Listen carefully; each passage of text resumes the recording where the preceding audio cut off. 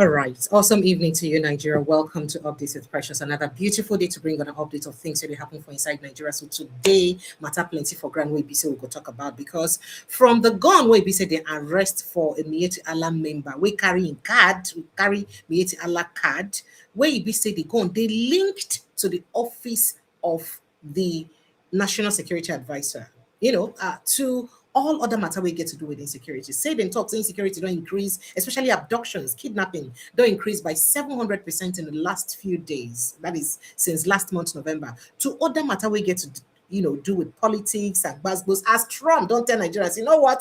Make on a day for our country, make we day our day. We don't want on again. Hey, you are a country of particular concern. But all of this matter and more now we'll discuss this evening. My name is Precious Ingi. It always sweet my belly to bring on an update of things that happen every day for inside Nigeria. But make a go on a quick to the hot matter then what we get as the headlines and take carry on. Then after that, I will bring my own guess what we'll get for house today. Make we begin coagulate this problem then one by follow.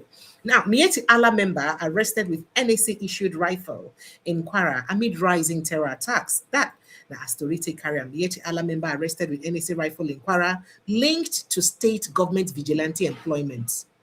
Linked to state government vigilante employment. That's not so the news state carrier. They say 2 kidnappers found with Miyetti Allah ID cards killed in shootout with Navy in Kogi State. This one at Kogi, the other one at Kwara State. Well, bandits kill driver after attacking passengers on Kaduna Major Highway. It be like say to travel now, now God, now you go the hold for hand. Gunmen in military uniforms kill Nigerian soldier at Edo checkpoint. That one said day ground, and we go look into it. Nigeria recorded 700% surge in abductions in November. In case you don't understand them, that is kidnapping increased by 700%. For the month of November. And this is very worrisome. Who talk this one? Now, National Human Rights Commission. Now, they talk this one. And this one are very worrisome news to hear. Soldier shot dead. 13 passengers kidnapped on Okene Auchi Highway. Well, the same story. And then we'll move on to other issues. House of Reps begins probe as tax laws passed by lawmakers different from gazetted copy. In case you don't understand the grammar, make a break and down. Okay, they say on our lawmakers for inside National Assembly.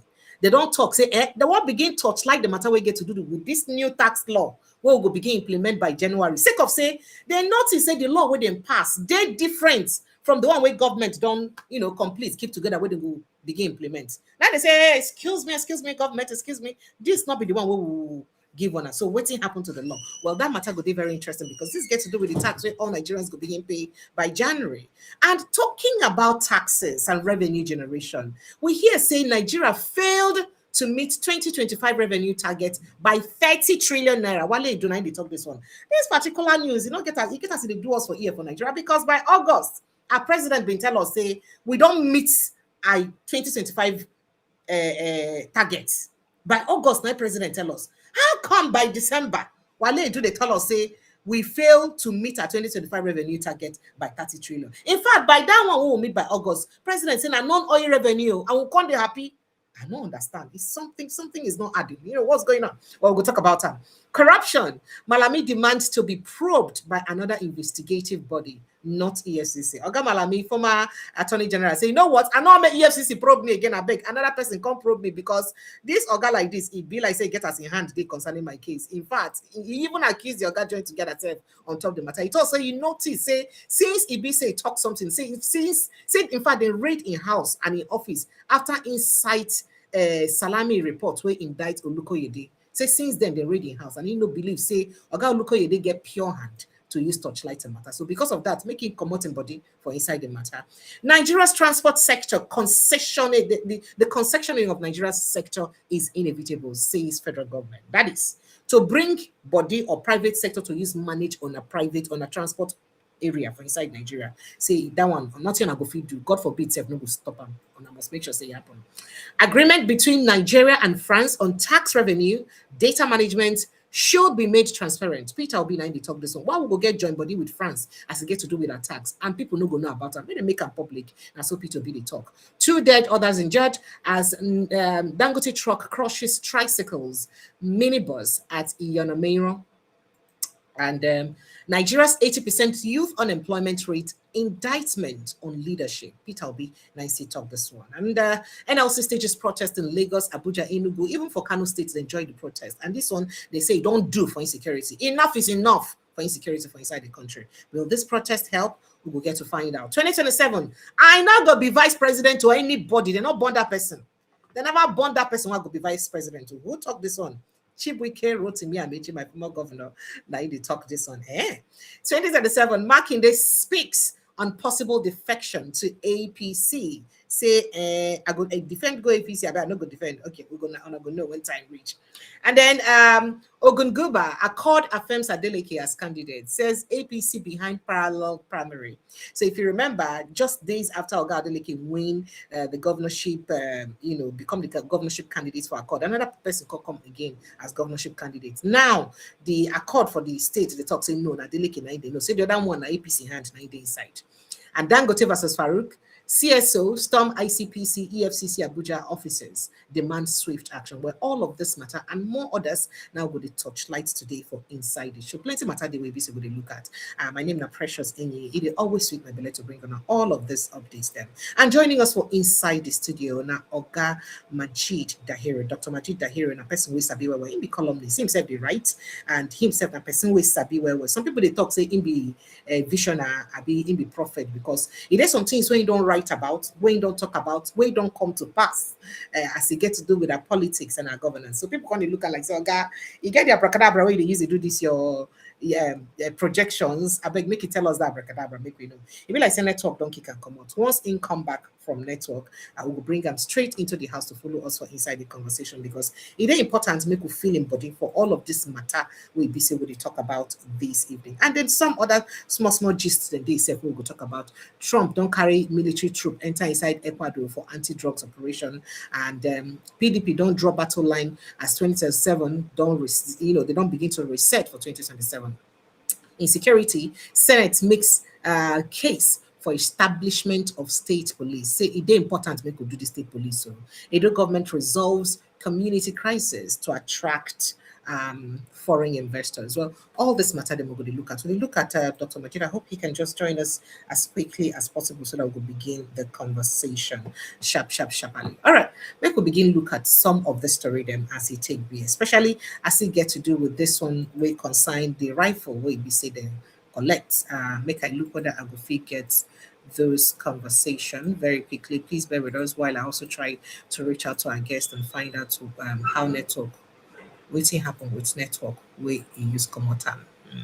I come 1 second, please kindly bear with me. Would get that done as soon as possible.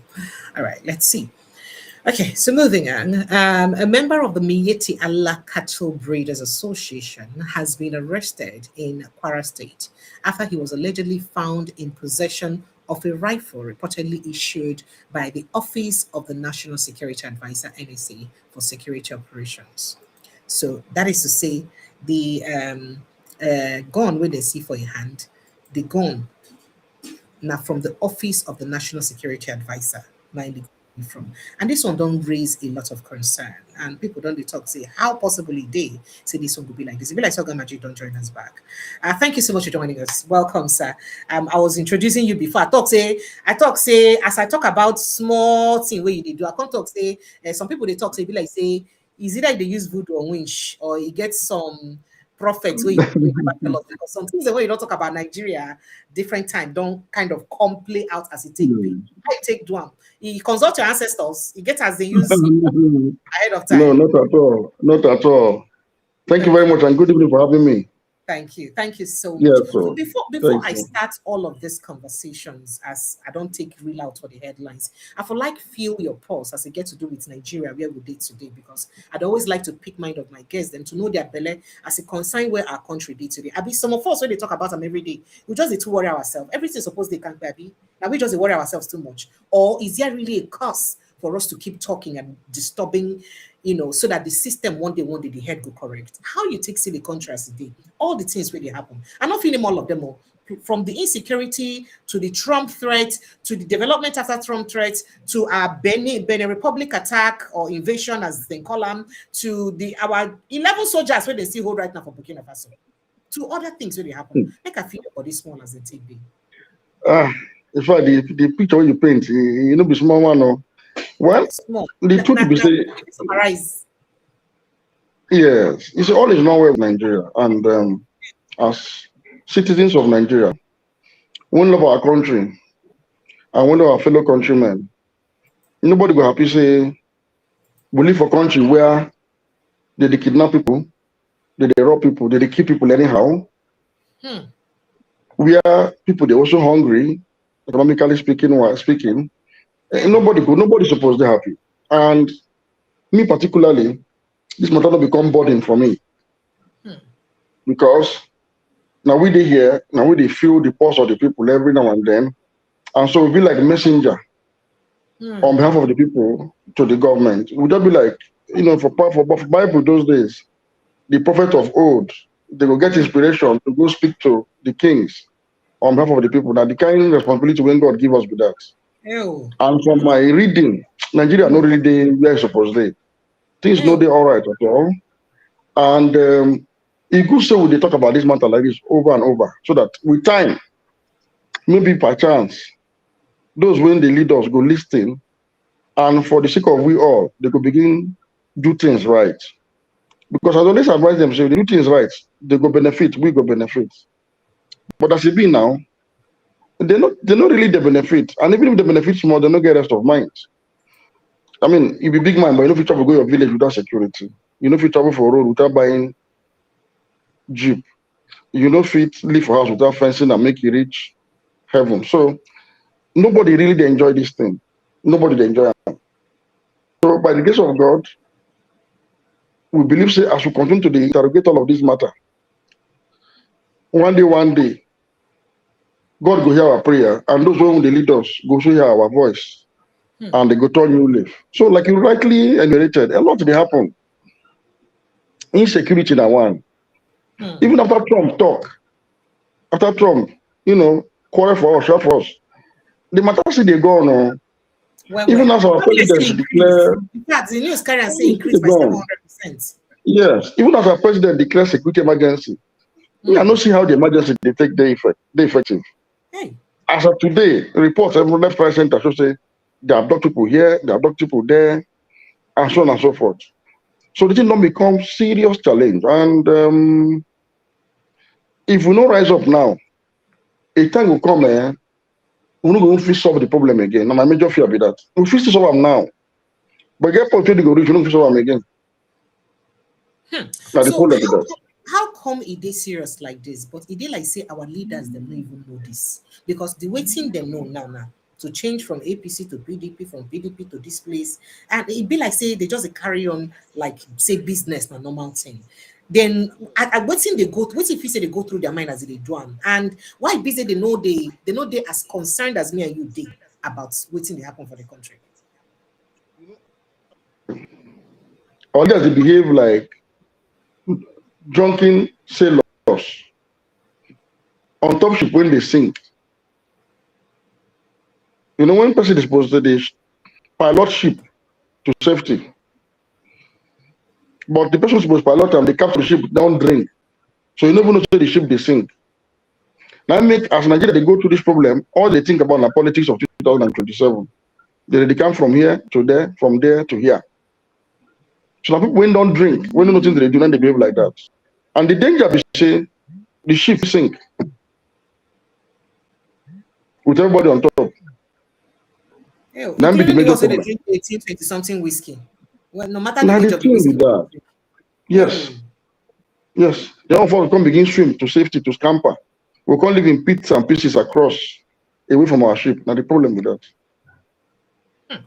All right, so let's get straight to the crux of the matter as it gets to do with the Tory way day today. Will they still come back to this insecurity matter? Because if they waiting, they happen for the Sahel nations where they worry me a lot. Where, in fact, I did wait for you make we get that conversation because he did the report where I read about the state of Mali right now and how close this jihadists them did to capturing Bamako, that the capital, you know, of Mali. And that one they worry me because I hear some places for inside Mali self, they don't declare. You know, say you go to cover head, women go to cover head before they pass and all that. So with the fear of this one, when they happen, I think say You go reach like this for Nigeria. Would they come over? But make first enumerate some of the recent security things we don't happen. Like this one will happen today now. What we hear say a member of Miyetti Allah Cattle Breeders Association, they arrest him for inside Kwara State after he was allegedly found in possession of a rifle that is gun ammunition, where they issued by the Office of the National Security Advisor for security operation in the state. That matter, national reporters break the news. Yes, and break the even news. me, Other platforms still don't carry them. Even me, I shock. And I believe so in the next 24 hours, we're supposed to get clarity on this matter from NSA office or from the federal government itself. Because a very dangerous precedent with this. How it happen, say, a member of an ethnic cultural association carry gun when a government issue, especially from the NSA office, na serious matter.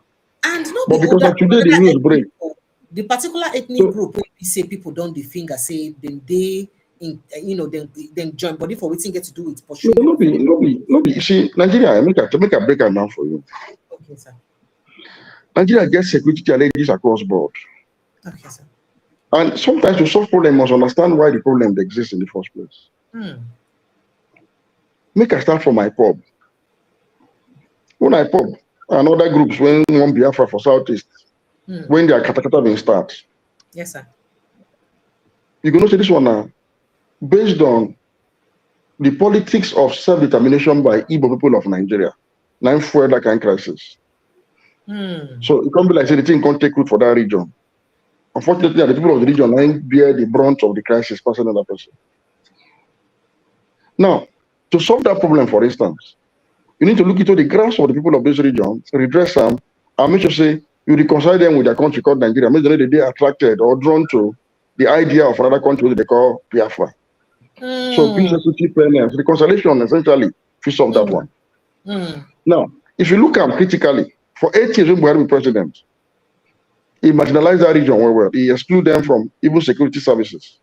But under the Tinubu administration, somehow he has corrected that one. So at least the 2 times now when they appoint service chiefs, at least one Southeasterner don't they, don't they that the first one Ikechukwu Gala from Enugu when they make chief of Naval Staff. Now again they don't make another Southeast man chief of Air Staff. Yes. And if you look the way they rapport with Southeast leaders with some kind of respect and some kind of dignity to their personality, you can notice say combined with all of that, it can be like say the IPOP team can go down small. Because the way that they feel excluded before, they like that again. So even the people themselves now, when they challenge the problem, they come out say, no, we don't want to sit at home again and all of that and all of that. Yes. Supposing the thing they're different, the people get more support for this kind of tendency. Now, if you look at the issue of Boko Haram. Okay, sir. Boko Haram is a religious problem. Talking about deceiving. Religious? You talk about a religious problem. But our leaders say we don't get religious problem for Nigeria now. No, Boko Haram is a religious problem. Yes. Okay. I be Muslim and I go tell you that one without any apology. I be want to say be Muslim. Now we see I keep quiet first. In fact, now Muslim religious problem. Hey. And in the long run, and only Muslims should solve that problem. Because we need to change certain kind of teachings when make people think say to carry gun and shoot people, we carry them go heaven. We need to change the orientation. Now we only feed one. Government can only use bullet to fight those who don't carry gun already. But to prevent those who never carry, when the people to carry, we need to sit down, begin to change people thinking.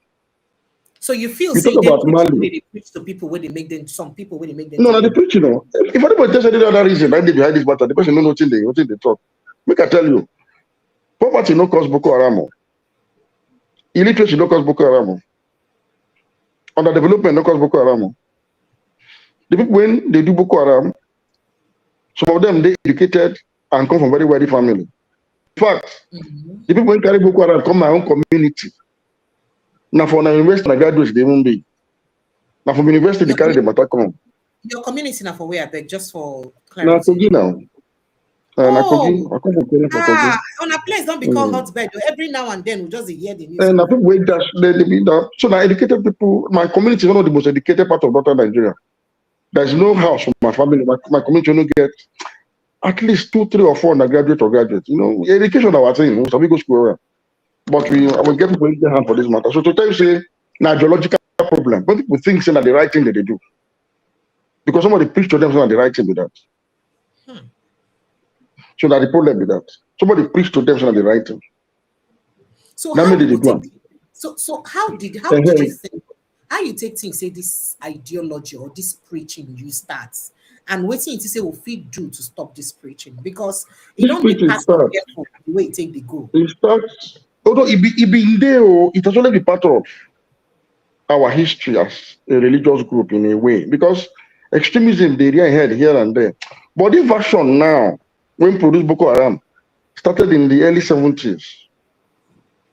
When some people go school for Sudan, some go school for Saudi Arabia, some go school for Egypt. So they can't come back with the new thinking, say Western culture, Western style of life, democracy, blah, blah, blah, all of those things.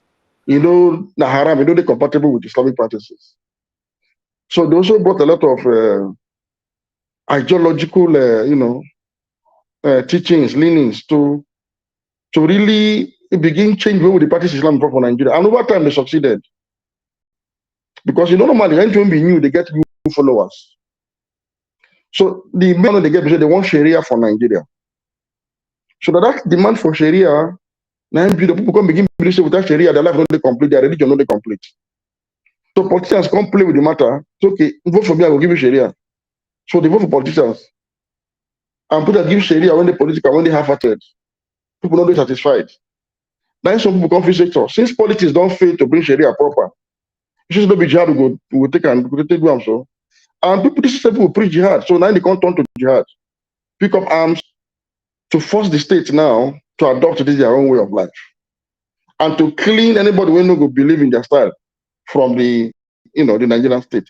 That be the one when Boko Haram they wage. But the problem is say this Boko Haram thinking, they restricted to Boko Haram terrorists alone. A lot of people there for house think say true. Nigeria is supposed to be Sharia governed country. Or some states for Nigeria supposed to get Sharia. And I've always argued that no, it don't be so. And it not good. One is one. Must say Nigeria is a multi-religious country. It get different religions. So the one go serve all of us, Nigeria be secular, no religion dominate the other. And that the Nigerian constitution allow us to practice our Muslim faith, our Islamic faith, or if you like, our Sharia faith, without inhibition. Because everything God could do for Quran, and could not do, the constitution self support us, could not do that kind of thing. So could not steal, we could not do bad things. So our constitution already tell us we could not do all those things. So if you be Muslim, you decide to observe your faith, the constitution allow you. But what did not allow you, that make you impose your own now on another person. So for instance, if you don't want drink beer or alcohol as a Muslim, you just not take alcohol. But if another man no take, no stop him from taking because they all right with that. The same way, for instance, if you self won't pray or you want sacrifice around for Salah, make somebody else no stop you from doing that one too, because maybe you offend your own culture. You see, so if we allow each other to live like this, we will live happily. So I don't tell people say, Moku forget the idea of Sharia. Go like our own. And that is why the thing creates crisis, people bloodshed, people kill each other, people die. And the idea to still bring them to reality, now be all this jihad with the so when still they fail. Because you know go succeed. Because that is not the intention of God himself. God already allowed us to give us religion as a conviction. Live by conviction, not by compulsion. So if you don't want to do anything your religion tell make you not do, the constitution don't compel you to do them. So for instance, if you don't want to drink alcohol, Nigerian law don't make you say make you drink alcohol as a citizenship obligation. No. So nobody forces you to drink alcohol. Nobody forces you to do anything you don't want to do for religion. But if you impose them on another person. That's the only difference. So we must go back to this orientation to tell people say already the constitution allows us to observe our Sharia faith to live as you want to live as a Muslim. But you cannot stop another person from living in a way that is contrary to your own, as long as not disturb you. Now that kind of orientation we need, but you never was supposed to think in the old ways. Okay. This one way they talk, they shock a lot of people, because people go, they Yeah. surprise, say, hey, you should say be Muslim like this. Maybe you not be born again Muslim. Sorry for using the No, word no. born again Muslim. Some people go say no be Muslim enough, because in almost every Muslim don't come out since Trump begin talk about the need, or the US begin talk about the need to stop the implementation of Sharia for at least 12 Nigerian states. And other people don't say no. It is our constitution. We're supposed to do it. Nobody's supposed to stop us. No. What's in the constitution, eh? To hear you, they talk am. Yeah. It is very shocking to see say you be No, practicing what's in the constitution? this kind of thing. No, what's in the constitution, eh? Now, personal matters of marriage and inheritance. It is there. Because you know, inheritance and marriage, they get some justiciable aspects. For example, if not somebody deny you of your inheritance, you're supposed to go court to go press for them. If somebody deny you of your, or you want marriage, or you want marry or divorce, court supposed to legally separate children and read out everybody's obligation and custody of children. So if you marry under Muslim culture or Muslim law, Sharia court was created to take care of this kind of thing.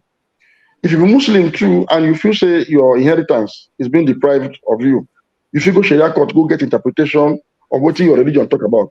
That's all. But for criminal matters or any other matter, Sharia law no get jurisdiction for Nigeria. So the state of Sharia law expanded Sharia beyond personal matters and included criminal and all aspects of Sharia. I cannot tell you the reason why I oppose Sharia from day one, even before America talk. I'll tell you today. Okay, sir. Many Muslims don't know say Sharia law no be exactly divine documents. Not be divine law. No. See, Sharia get some aspects where get divinity, which is the Quran. But nobody the Quran, they take from Sharia law. They get other sources will not be divine. In fact, more of the sources don't really be divine. But you are guided by the divine one. It's an effort. See, Sharia law was born out of good intention, no? The effort of man to provide law to govern himself. But as one aspect of Sharia, when me I did against, I want to say, you know, good for country like Nigeria. Strictly speaking, under Sharia law, Muslims and Christians know they equal. Many people don't know this one.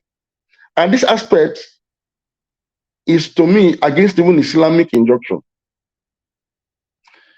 So in a Muslim state where Sharia is operational, you as a Christian or a non-Muslim don't get the same rights with a Muslim. In fact, you'll be almost second class or third class citizen. Oga, help me rewind them again. So this one, the reason why no vex make us now the reason why make some people they talk say for core northern states for you to get admission for some kind courses, you get to apply. So naturally, persecution, naturally, marginalization of non-Muslims must follow in a Muslim state. Naturally, in the Sharia kind of authority. Yes, now.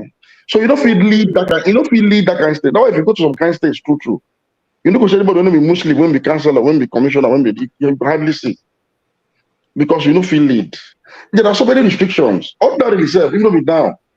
As a Christian, you're supposed to pay tax for protection from your Muslim neighbor. So I look and say it don't work well for a multi-religious society like our own.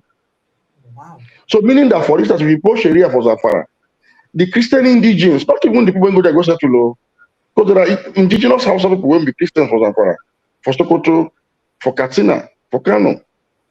It means they will be almost not, if they don't go hear about them, they go this subdued, they go this institutionally marginalized and legally suppressed. And because I don't want to make anybody suppress me as a Muslim for any part of Nigeria, I don't make anybody to suppress anybody for any part where Muslims also dominate. So I'm being a good Muslim by saying this. Okay. Like I said again, because Islam don't even talk about, no prescribe this one, and people just use their own. You know, as a human being now, when they try to do the right thing, sometimes you go do wrong thing, no matter how well intentioned. So this is why me, from day one, before America talk, I said they dismantle these laws. And in any case, the fact that some states they talk about Sharia law, they promote the idea, and you go still make some young people feel say, now through jihad, if we achieve this thing better than through politics or through democracy. Because so if you look at the Sharia law, security. Yes, if you look at the Sharia law, what they implement for northern Nigeria, it creates poverty, it creates underdevelopment. Zamfara, we have Sharia law start for that mandate in one overrun. So Zamfara don't pay minimum wage until recently when this new governor come. Don't pay minimum wage. Most of the states where Sharia for not are among the poorest states in Nigeria. So even the people feel say they don't do them well. So the best way to do them now use force and do them properly. So that's why some people they volunteer to go fight on behalf of Boko Haram, thinking that they do work of God. This is the ideological connection. And we have said it that Nigeria will be the only Muslim majority country in the world. But to prevent what happened from Mali to happen for Nigeria, which already happened in Nigeria in any case, now make the society itself impregnable, make this kind of tendency for nothing enter. Now make society know itself incubate the idea of an Islamic state or Sharia law in the first place. So the reason why if Mali get problem today or Libya, Nigeria na target, like Kurawa don't come, all they come, everybody come. And because Nigeria they fertile for this kind of idea. But the reason why this people they fear enter Gambia or Senegal, or a Muslim majority country, because Senegal Muslims and Gambian Muslims know they behave like Nigerian Muslims. Their ideology they different. Because I go Senegal, I feel dress anyhow for Senegal. I feel wear my thing. In every part of Senegal, nobody go tell you say no do like this, don't do this one. And as a good Muslim, if I see woman when even naked, I go look away. Yeah, I go look away. That's what I go do. I don't go force them to wear clothes. No, I go look away. That's why I'm a Muslim. I don't need to force them to wear clothes. Hey, Dr. Dahiru, make I ask you one question. Now, a lot of people talk, say, the Nigerian system enabled by the constitution no help to make this idea more fertile. One, if you see our Naira notes, now so we get Arabic insignias for them. If you see our army uniform, we get Arabic insignia for the body. If you see inside our constitution, we get 2 criminal acts. In fact, a penal code and a criminal code. Where the operational for different parts of the country. So it can't be like say we deliberately put law where go they likely to benefit a particular people because of their faiths. Make it be say then they're comfortable with that. And in the constitution of Nigeria, things concerning Muslim, sheikh or imam or all of those things, they mentioned several times in the constitution, but not one for the other religions, including traditional worships. Because I'm not going to talk Christian again.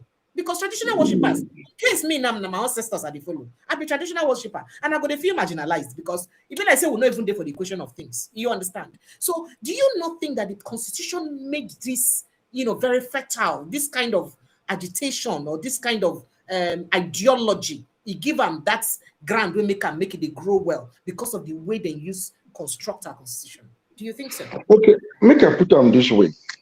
Okay, sir. Those who frame the constitution intended to accommodate all tendencies. So we get customary laws for constitution where some issues too can be dealt with at the customary court level, particularly for central Nigeria and southern Nigeria.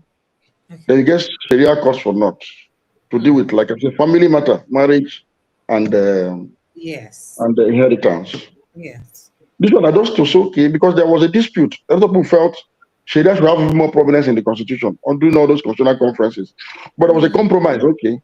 Then they also now mirror the penal code when they operate for 19 northern states after the culture of the region without calling it religion. Just as okay, since you're already used to a particular way of life, we can accommodate it in the constitution. For example, blasphemy. Now offense under penal code. But not be offense per se. That's Sharia law. That's my part of Sharia law. But the difference is instead of death, it's now 2 years imprisonment. Oh. And it applies to all religions. If you feel somebody insult your religion as a Christian too, that same law applies. That's the difference between Sharia law and penal code. So penal code applies, okay, even as a Christian, even as a traditional worshipper. If a Muslim denigrates your religion and you feel that blasphemy, you can take the person to court under that law. And if he's found guilty, the person will go prison. You see, countries, they evolve. For me, our constitution tries to take care of everybody as much as possible. And we Muslims should have been contented with that. We should have been okay with that. And not make attempt to expand Sharia beyond what they allow for the constitution. You know why? Again, as a Muslim, I'll tell you why. The constitution are compromised between all of us being Nigerians, Muslim, Christians, non-Christians, non-Muslims, Southerners, Easterners, Westerners, Northerners. We come together to say, look, this is the law we want to govern us. No be so. And those of us when they elect as governors, senators, presidents, Some of us hold Bible, some of us hold Quran. We can't swear. So we go uphold this book. Not be so.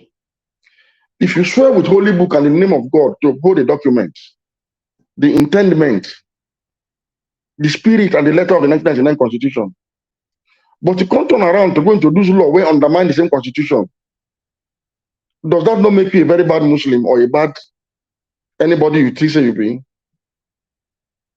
So if you introduce Sharia now, when run contrary to this Constitution, you have sworn with the name of God in vain. You have displayed dishonesty. It means you don't have integrity.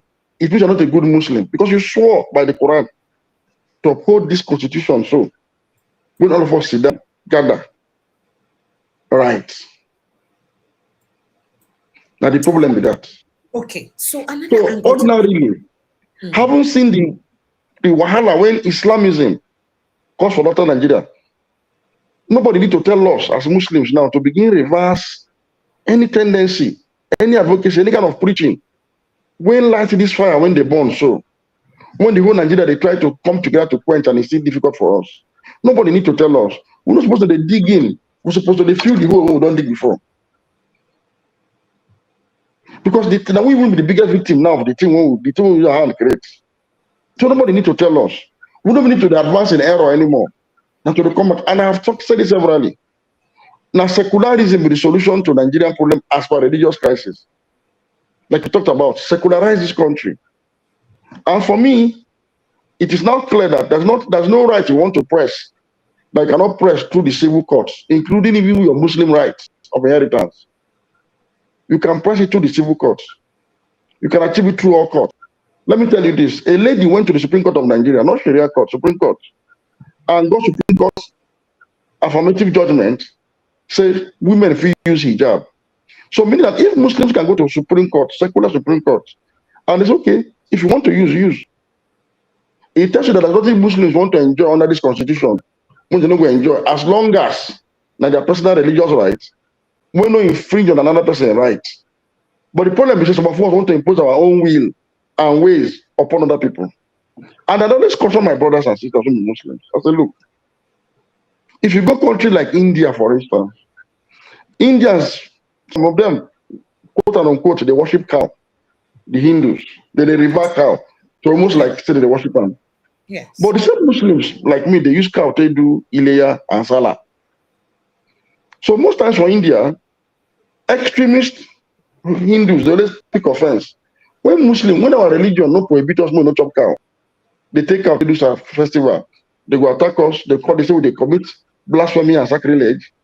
They go attack our Muslim communities, destroy them, and so on and so forth.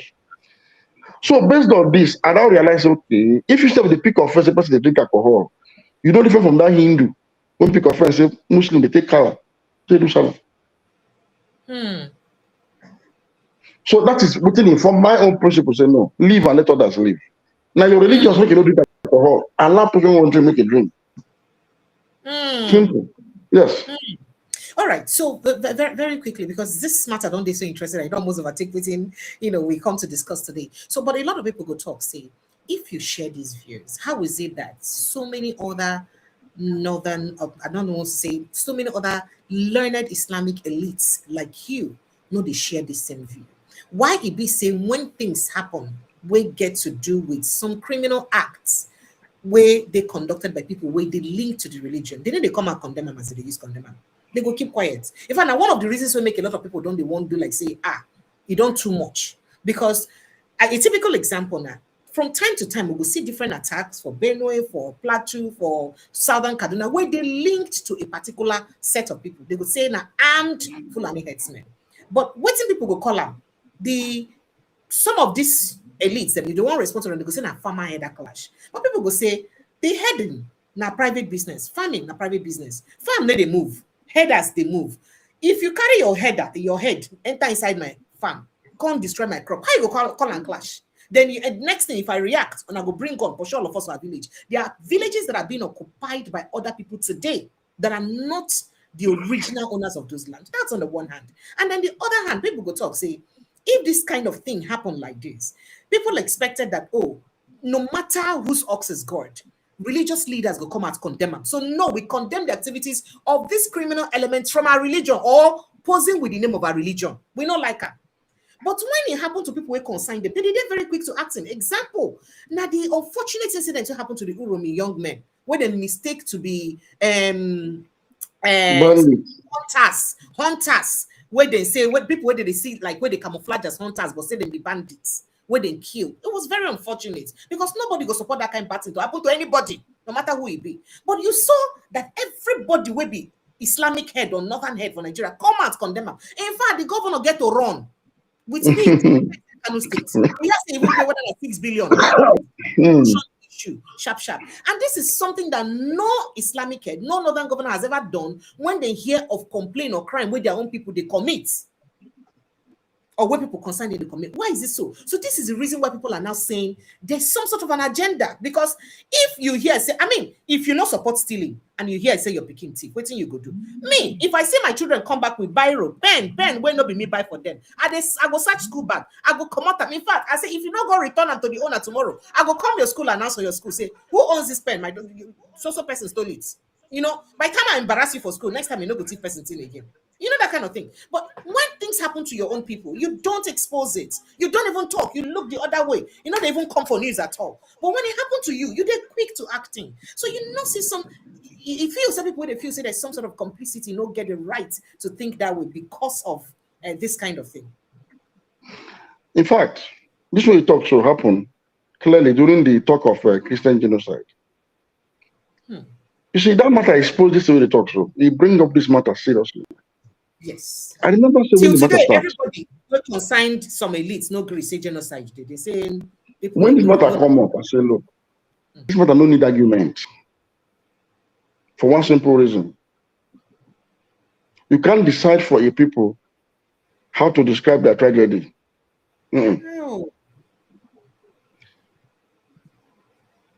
When America made that statement, I can't notice say Gumi begin defend the matter. Well, plenty. I can't notice one other cleric start. I spoke to my friends in government and said, no, they call this people to order. Me they not to Muslim Christian matter. I said nobody talks about Muslims, they kill Christians. The Christians say jihadists and terrorists, they kill us. I said, me, I know, say, Iswa, they target Christians. It's for their modus operandi. They talk up. In fact, make this clarification. When Boko Haram starts, churches, that makes up to today for Abuja on Sunday. Most of Abuja, they block up because of churches and security. Now, Boko Haram bombings and co. So, yes, later Boko Haram begin kill everybody, both Muslims and Christians, we know. But sometime in 2015, when ISIS, that of Middle East, extended the fellowship to Boko Haram and they form alliance, and Boko Haram pledged allegiance to ISIS.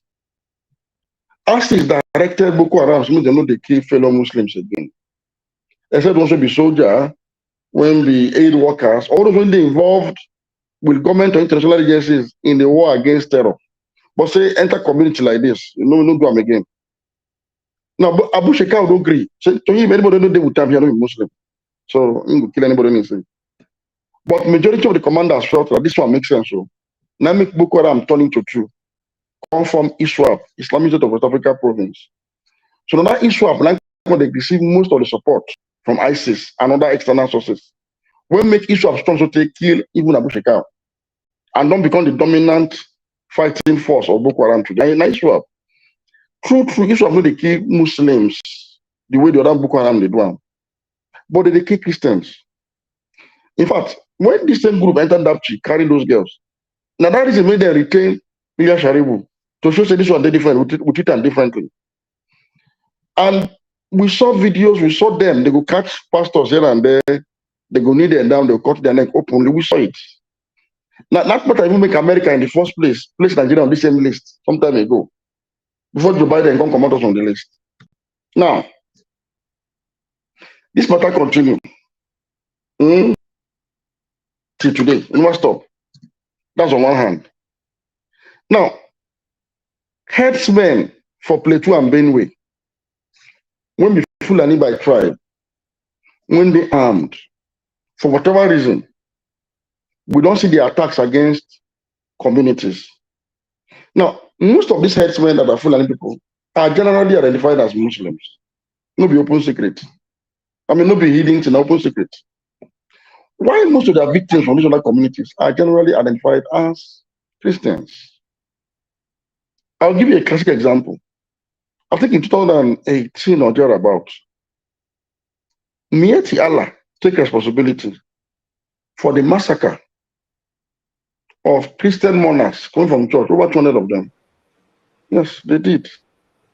Even though they tried to suppress it later, but the journalists that they spoke to insisted that you spoke to me, and this is our chat. They claim that they rustle their cattle. Based on that, they can't attack the community. And I've always argued that the person who rustle your cattle, not be the person where you go kill for that community. A hardened criminal rustle cattle, no go lie down to sleep for inside one hut, so you can't kill them. So you don't keep people when you think that they're related to the person who steal your cow. That cannot be justified. When I don't play, when I don't do them, I do them for Yelwata and everywhere, over the same reason. Now, if these people confuse say, people when they kill us, now Muslims, you sure say nobody say they won't wipe us out to take over our land based on jihadi thinking. How you go blame the victim? How you want to blame them? How? So the blame not be to go to the victims to say why they talk to the kill, why it doesn't like genocide? Why you talk say no? I said they kill us too as Muslims. I say no. If a Muslim group kill Muslims, you know carry the same weight of concern as when they kill non-Muslim. Now make as they kill those Hausa boys for Urumi, the whole north rise up. But bandits they kill more than that for Zamfara and Sokoto. Nobody they won't talk about them because now we.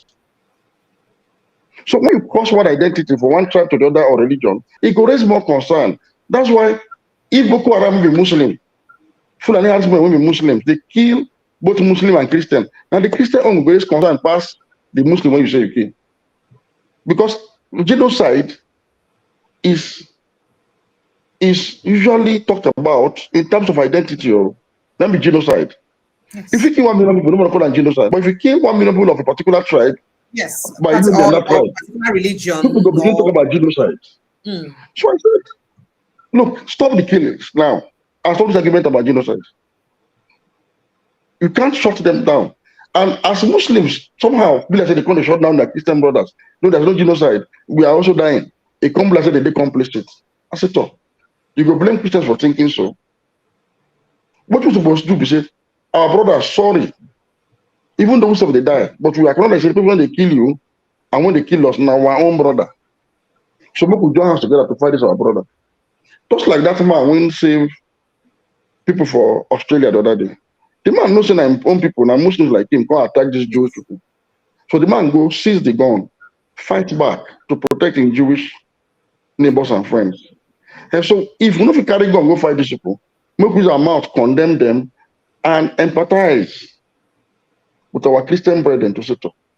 We understand that now people from among us when don't go astray, and they kill both you and us. But we empathize with you, and we believe, say, if we join hands together, we will defeat them. Now, so we're supposed to react to Donald Trump threats by coming together. So because of America together. Yeah, so because of the inability, because of say they declare say elites, them religious elites, and they think towards this direction. Some people don't talk say there's actually an agenda to dip the Quran into the ocean. Do you believe in that? Well, the thing is this: when you can't blame people when they believe certain kind of things, because not be their fault. Sorry, I want to plug my phone a bit. Just give me a minute, sorry. Please, it's okay. It's okay. It's okay. All right. So while you're doing that, let me quickly just run down that story for them so that they would be abreast of it. So speaking about that story, they said according to the source, the suspect that was caught with the gun that is linked to the NSA's office was seen moving around the community with a firearm, raising suspicion about amongst residents. He was subsequently apprehended and handed over to officers at the Nigeria Air Force for investigation. Now the man was seen with a rifle said to have been given to members of Miyetti Allah to secure parts of Kwara State, especially Kwara South. So the question is, Why give them a particular group of people a rifle from the National Security Advisor? Now, they arrested him. The arrest has further heightened concerns among residents over the proliferation of arms and role of non-state actors in security arrangements in Nigeria. In Nigeria. Now, this one happened even after some of the bandits who didn't catch themselves open mouth tell people, say, oh, now people from Kwara State government now give us the arms so we use. And this one don't even raise more concern concerning the situation. Now, again, a member of the Miyetti Allah, whose identity was yet to be confirmed, has been arrested, and then he's also linked to the state government, say him be employee of the state government, person where they employ as part of the vigilante, saying so it take be. And there were other two kidnappers again, carrying Miyetti Allah Cattle Breeders Association identity cards, who have been neutralized by Nigerian Navy personnel. Now, remember, the other ones, specifically stated them be kidnappers. This one, now they call them kidnappers, but they hold the ID card of Miyetti Allah and then catch them. This time around for Kogi State, not for Kwara State. So you see the incident. And this now part of what don't heighten that worry about insecurity and complicity of some sort of people, or some set of people for inside the state. But look, we'll quickly run through some other issues. As some bandits on Tuesday night shot dead a commercial driver and attacked passengers along the, I think, Galadimawa Tumbukru Road in the Giwa local government area of Kaduna State. In the latest incident that heightens the worsening insecurity in the state. So they kill army officer, that's all we hear. Attack a driver, kill passengers for inside that Kaduna highway. I mean, we'll not go stop to hear all these ones. The other one too, we hear say they kill an army officer. I think so. Yeah, they killed a soldier, shot him dead, and 13 passengers. This one is at Okene Auchi Highway. Repetition of these kind of incidents just they happen consistently. Oga, what will go fit do to calm the situation? Why you think it's difficult for us to quell this trend? Why do you think this has become the most difficult thing for any government since Jonathan's administration? Because government never ready to solve the problem. So now government never ready to. But they spend money now every year in security. They top our budget every year. So that means there's willingness to put money inside to. We just buy the latest aircraft. Wait, we say no West African country don't get to security aircraft, military aircraft. Now we just buy them so that we will fit tackle this thing. So this one not rich. No, not rich. But I'll tell you why. Now the way you talk. Let's go back. We discuss again. Make a background. The two most serious security face Nigeria today. Now the two, those two now Boko Haram and banditry. Now these two, and you know why? Why, sir? You see, unlike IPOB, they restricted to Southeast. Niger Delta militancy, they restricted to piracy and Niger Delta activities. No, Rich Abuja, no, not concerning.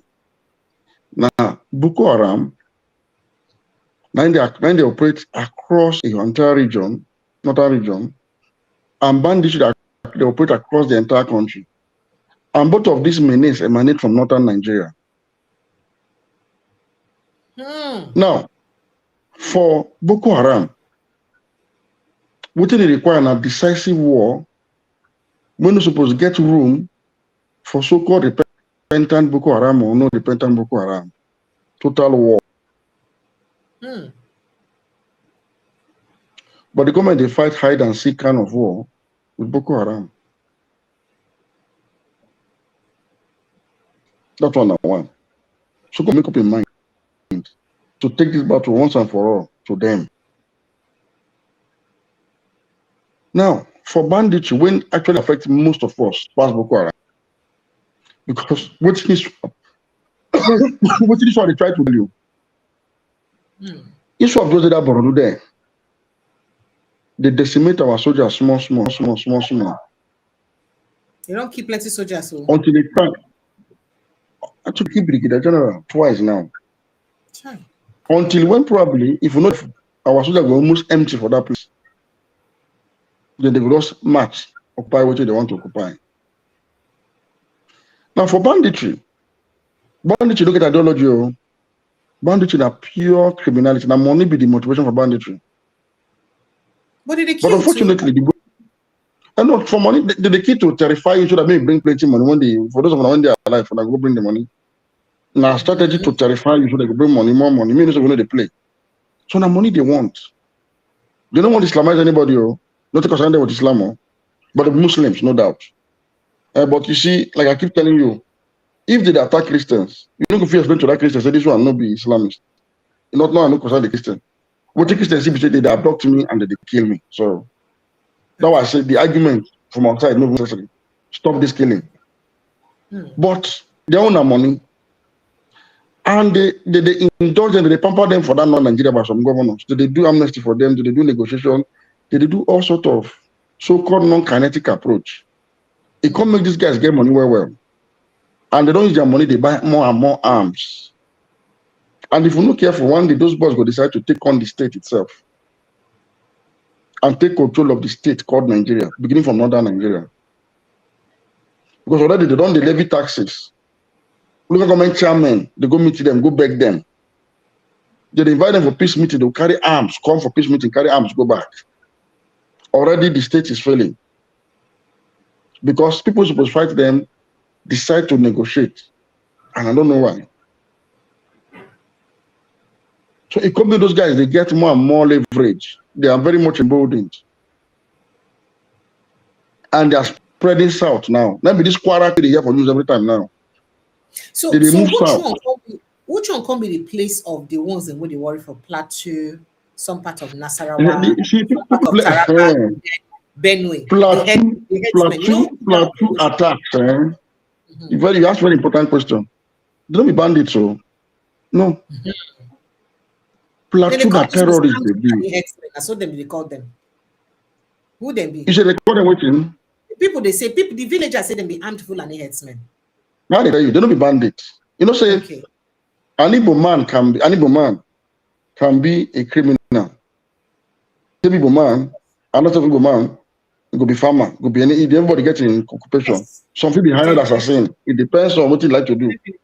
The ones operating in Benue and Plateau and bandits, they know they abduct anybody, then they kidnap, then they take your money. No. They come to attack indigenous communities, push them away from their land and occupy.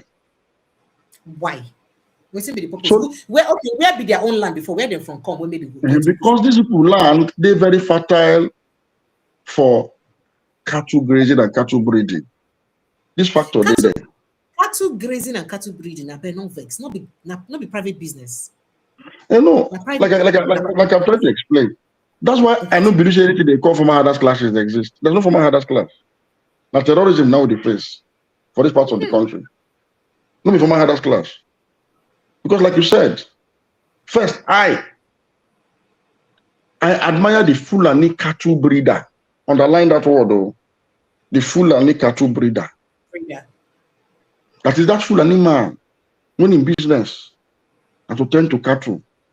That hardworking man.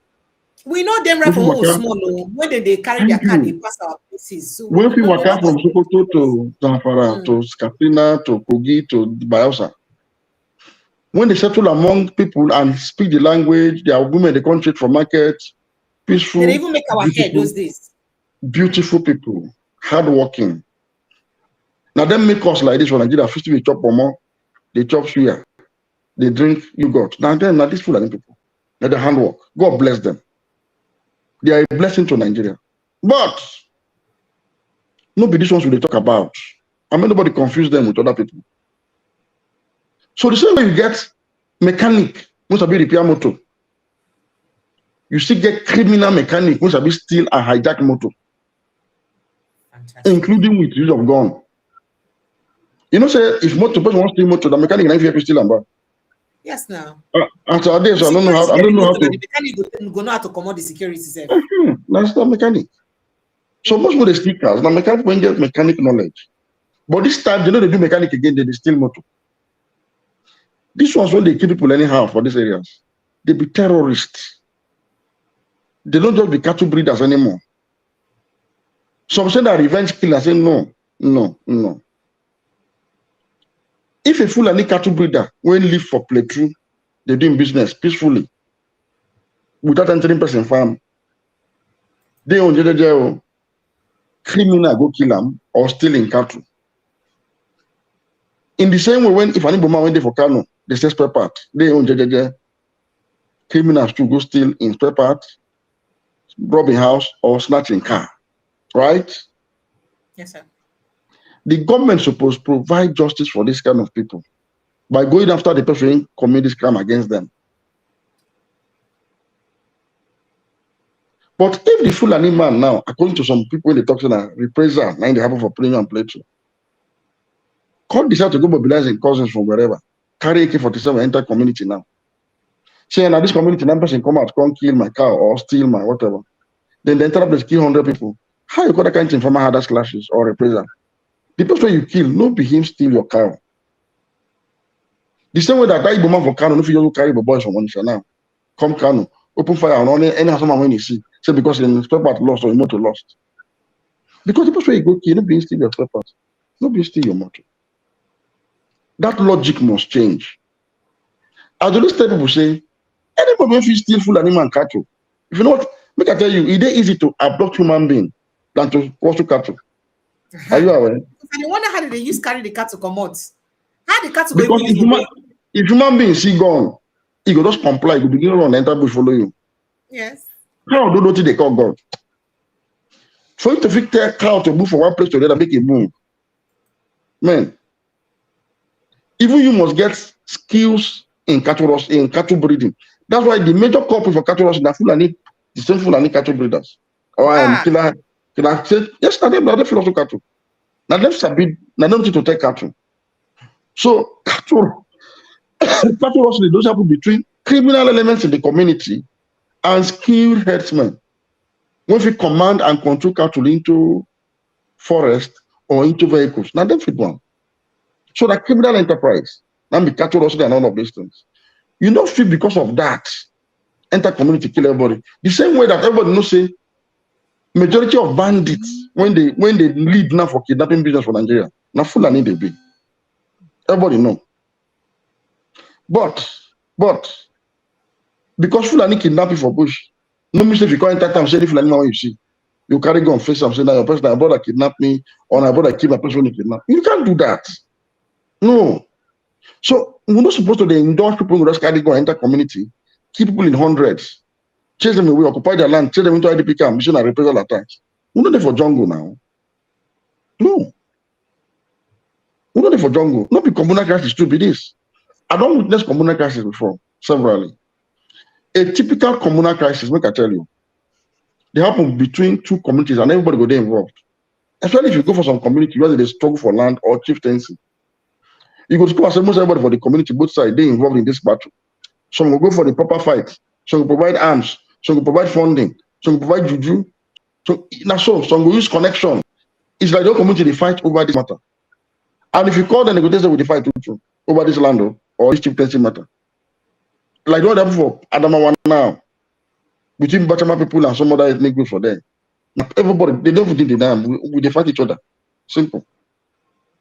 In communal crisis, the casualty figure they did very low. You know why? Why? Now two fighting. So people they fight, they dodge each other, they fight. So people, the both sides they fight. Equal energy in the exert. Now Even though exactly.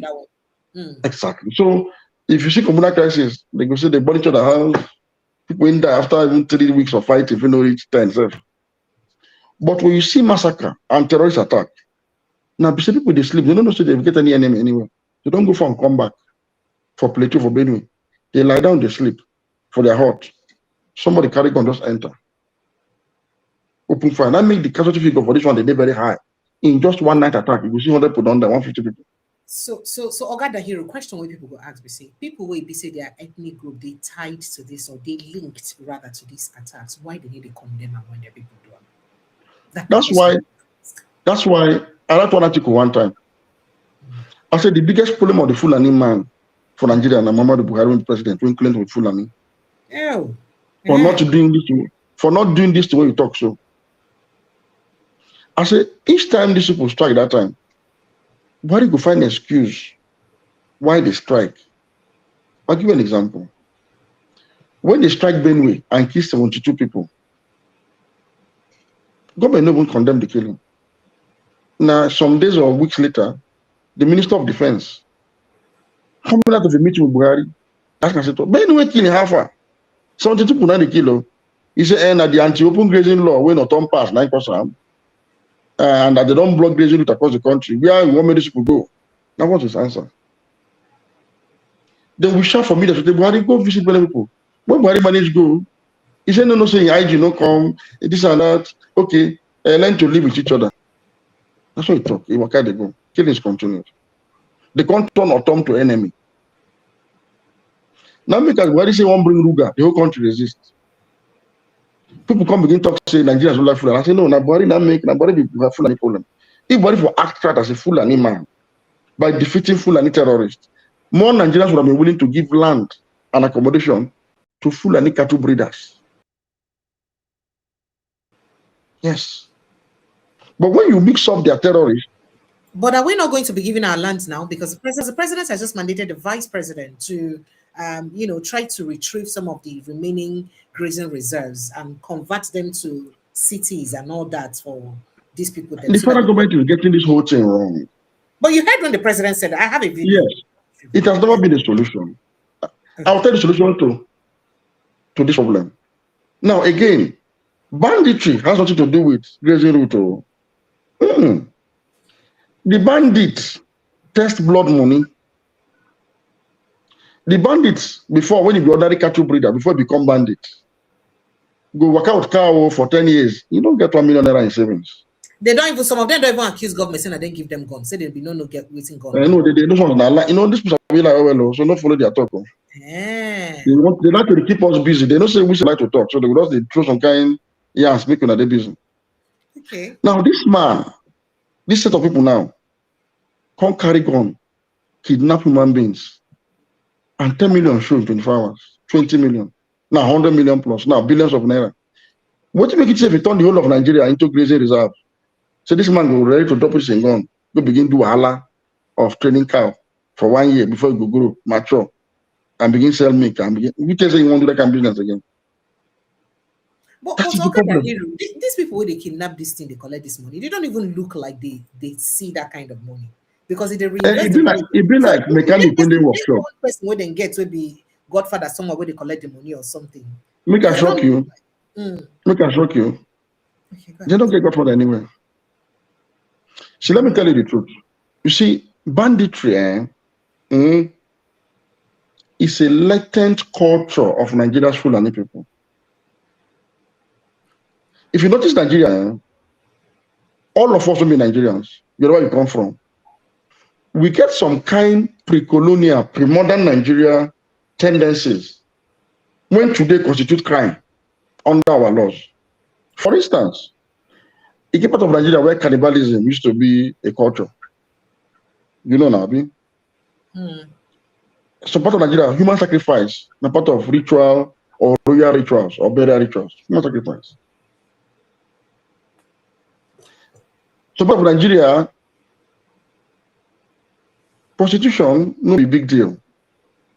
If you know what I mean. I do. Okay. So if you discover, say, if the state recedes small, the state fail once, small like this, these tendencies will appear at the various places where it be culture before, but now government suppress them with the state. Among the Fulanis, themselves know, banditry was a later kind of culture. Raiding, and it's common among nomadic tribes. Even Arabs are like that. In fact, in India, there is an ethnic group called the Dacoits of India. They are actually an ethnic group of bandits. Now, this is not to say that Fulanis are bandits. No, I'm saying the same way banditry is not associated necessarily with the Yoruba man or the Edo man. But you can associate ritual of, human sacrifice rates. We hear the story now, they bury heads with Oba, and this and that and that and that. We hear those kind of stories. Fine. And a barbaric act. So we hear those kind of stories. So whether it happened today or not, I don't know. But I'm just saying, people won't believe in this culture. If you come and look the other way and they know the way, they still do that kind of thing. So, in fact, the judgment against Nnamdi Kanu, the judge quoted an assertion by Canada suggested that they use human head burial above Benin in his judgment. I will make joke about them. So my Benin friends, this judge and then become one, we made a joke about, but not on a lighter note. So what happened was that when bandit started in the northwest, the Buhari government, who himself, Buhari is a full animal and does not hide the fact that he's a full animal, decided to excuse, or rather, he merged banditry, killer herdsmen activities in Benue and Plateau, and the long-standing normal issue of former herders clashes over land. They merged all together. Do you think that was deliberately and deceptively done? I think it was out of ignorance. Now, ignorance the man display for there. And unfortunately, most of the Fulani elites still never understand this problem. See, farmer herders clashes is not restricted to, let me put it this way. Clash over land, no, they restricted to farmers and herders alone. Farmers and farmers, they clash over land. Farming communities, they go to war over land.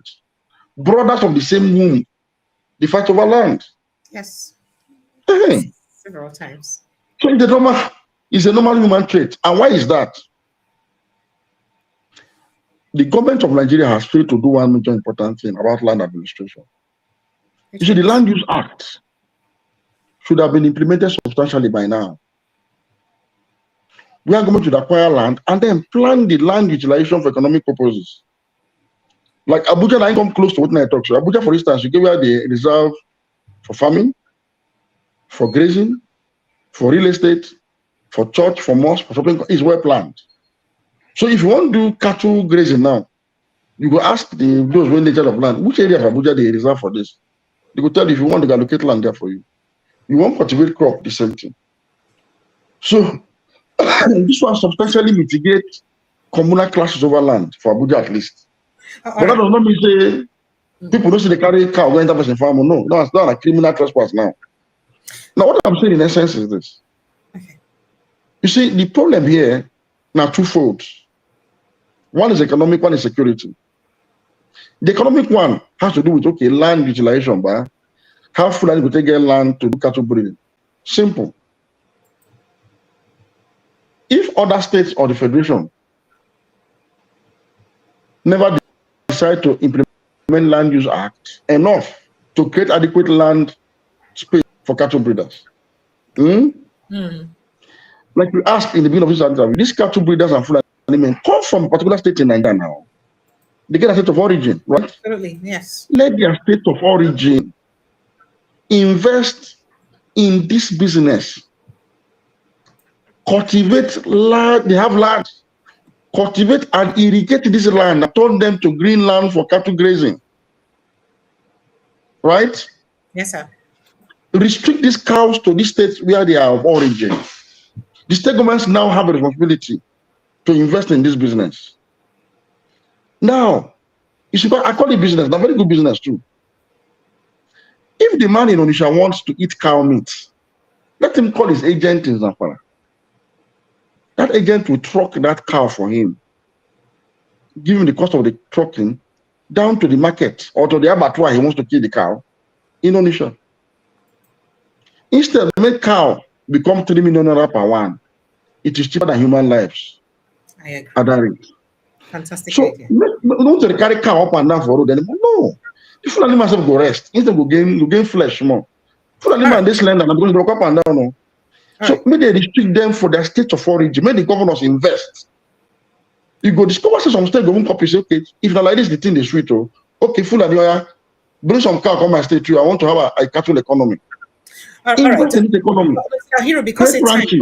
I know, say you go soon also want to run, but my people, they eager to want to talk to you, and we'll get a lot of things we will still talk about. But very quickly, look, we quickly link this to waiting they happen for sub-Saharan Africa, the unrest generally for the Sahel, and especially the way they don't close up to even conquer the entire Mali right now, with their links from international communities like ISIS and Al Qaeda and all of that. Do you think Nigeria should be worried? Because if you look at the body language, the way it used to happen. Are you asking that kind of question? We're already worried. Okay. In fact, let me tell you, what's happening in Mali is already happening in Nigeria. Through ISWAP, through Boko Haram, through Lakurawa, through Ansaru, through Mahmouda. We're already in Mali. The only thing is say if Mali fall to these people and they not have a base, they will energize these ones in Nigeria. Now the question you ask yourself is, why out of all the West African countries, now Nigeria, they always receive visitors when be terrorists, jihadists from the Sahel? Why did they enter Ghana? Why did they enter Togo? Really? Because why did they enter Benin Republic? Why did they enter Cote d'Ivoire? Why? Why did they enter Gambia and Senegal? Simple. These countries know they're receptive to the ideas of terrorism, jihadism, or Islamism. You see, there's a difference between Islam as a religion and Islamism. Islam is a faith, Christianity. Islamism is a political ideology. Ooh. That, yes, so when we say Islamism, not Islam when they talk. Okay. When we say Islamists, Islamists are people that subscribe to Islamism. And what is Islamism?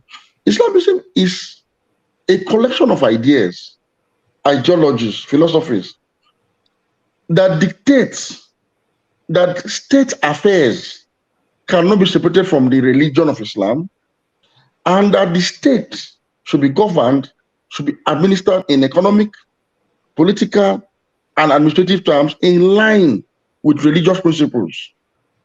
So that means that's what Aero5 in the proud saying do for Kaduna State fits they described as an Islamist act. It is though. When you deliberately exclude other people, absolutely, knowing that there's a delicate balance in power sharing between the Christian people of Kaduna and Muslim brothers. You come now twist them because they're again majority to spite these people. You have promoted one of the elements of Islamism, which is dominance of other people. You see, again, you were the one that said, how Muslim don't want to dominate others. I don't want to be dominated. So I don't want to dominate anybody. That's why a lot of our Muslims from Nigeria know they go Afghanistan. They know they go Iran. Or some they go Saudi for Hajj and other small activities. But now for America, UK, and Germany, they always line up to go to. Because that place, nobody dominated the other. Now leave and let others live. So Islamism always leads to conflict in a country like Nigeria where there is multi-religious. Because there will be resistance. There will be resistance. In any case, even as Muslims, we have sex too. We have different beliefs. I was going to say that because some people they even talk to some of the Muslims and when they die pass or this one when they say Muslims they die. Say they be shite Muslims. They not be okay, make I explain that one. Okay. A Boko Haram member no consider anybody no day for Boko Haram as Muslim. So to them, you when they with them, people like us like this, Christians and others, all of us belong to the same category, infidel, unbelievers. And will be legitimate targets. That one day. But Israel have managed, okay, for what is what? So they say, they be Muslim, we'll correct them later, we'll correct them later. But for now, we could also tolerate them so that we could get some support to fight the main battle, the main enemy, which is the Nigerian state. That's what the thing be. So until Nigeria reverse Islamism from its soil, from its system, it will continue to be receptive of jihadi tendencies. So if you go to Senegal, there's no Islamism in Senegal. There's not Islamism in Gambia. In fact, even in Egypt, Islamism is seriously pushed to the fringes. And as a Muslim, I can tell you that the greatest threat to Islam is Islamism. And the greatest security challenge to Muslims has been the violent manifestation of Islamism. Because as Muslims, we can't even agree really on what will constitute what is right or what is wrong at so many levels. And usually, if I don't agree with you, you say go say me I be infidel, and before you know, Muslims begin fighting Muslims. Now, people don't know say countries like Saudi Arabia, when be Sharia governed country, are different from Nigeria. For Saudi to emerge the way it is, so it took many years of civil war between its Muslim and Muslim population based on sectarian differences. Essentially, people in Saudi now, people in dominate Saudi now, practically wiped out every Muslim from Saudi soil. When no believe in their own doctrine. The war was that brutal. So luckily, Britain now had to create 3 kingdoms to accommodate them. So the original rulers of Mecca had to leave Saudi Arabian territory as it is today and became the rulers of Jordan, the rulers of Iraq, and the rulers of Syria. So there's always that quest to conquer. They moved them out. So it comes only them when believe in the same ideology and then form Saudi Arabia. But even at that, they can't split shortly after them. Because after they achieved their aim of conquering this territory and chasing away another person that belonged to their sect, those that were radicalized to fight this war, thinking it's a religious war and a jihad, wanted to continue the war against these same infidel Muslims across the River Jordan.